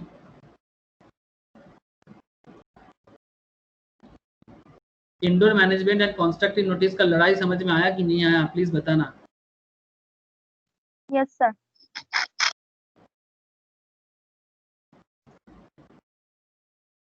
तो अल्टीमेटली यही था doctrine of indoor management, popularly known as Turquand rule. इसमें मैं पूरा का पूरा फैक्ट आपको अलग से ही पूरा केस एकदम रीड करके मैंने आपको एकदम पूरा केस लॉ ही मैंने आपको बता दिया, ठीक है। नेक्स्ट दिन हम लोग डिस्कस करेंगे exception to the doctrine of internal management का कुछ एक्सेप्शंस भी है, ठीक है, जो मैं आपको नेक्स्ट क्लास में डिस्कस करता हूँ, जिसका कुछ लिमिटेशन है, ठीक है। तो लिमिटेशन के साथ मैं आपको नेक्स्ट क्लास में बताता हूँ इंटरनल मैनेजमेंट में क्या लिमिटेशंस है और यहाँ पर किस तरह से डॉक्ट्रिन ऑफ इंटरनल मैनेजमेंट और कंस्ट्रक्टिव नोटिस का लड़ाई हुआ, ये आप लोगों ने देखा। तो सर क्लियर है कि नहीं है, प्लीज टेल मी। किसी को कोई डाउट है तो पूछ लो एक बार।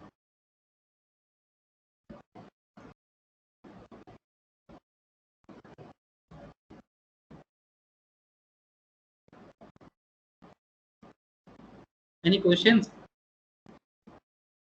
हाँ सर। क्लियर है कि नहीं एकदम सबको? विशाल, काजल, अरिजीत, मौसमी, प्रीति, सबको क्लियर हो रहा ना? ये तुर्कवान रूल एकदम समझ में आया कि किस तरह से doctrine of constructive notice and doctrine of internal management में लड़ाई हुआ, नोटिस को किस तरह से बताया गया कि भाई कंपनी के अंदर का बात हमें कैसे पता चलेगा। तो कंपनी ये नहीं कह सकता कि हमारे आप पढ़ोगे तो आपको सब कुछ पता चल जाएगा, ये बात वो नहीं कह सकता। तो चलो एक बार घर में गो थ्रू करना, नोट मैं शेयर कर लूँगा आपसे। और ये जो केस है ये मैं अपने KSG2.in वाला साइट में अपलोड कर देता हूँ। आप लोग केस लॉ प्लीज़ डाउनलोड करके एक बार देख लेना, ठीक है।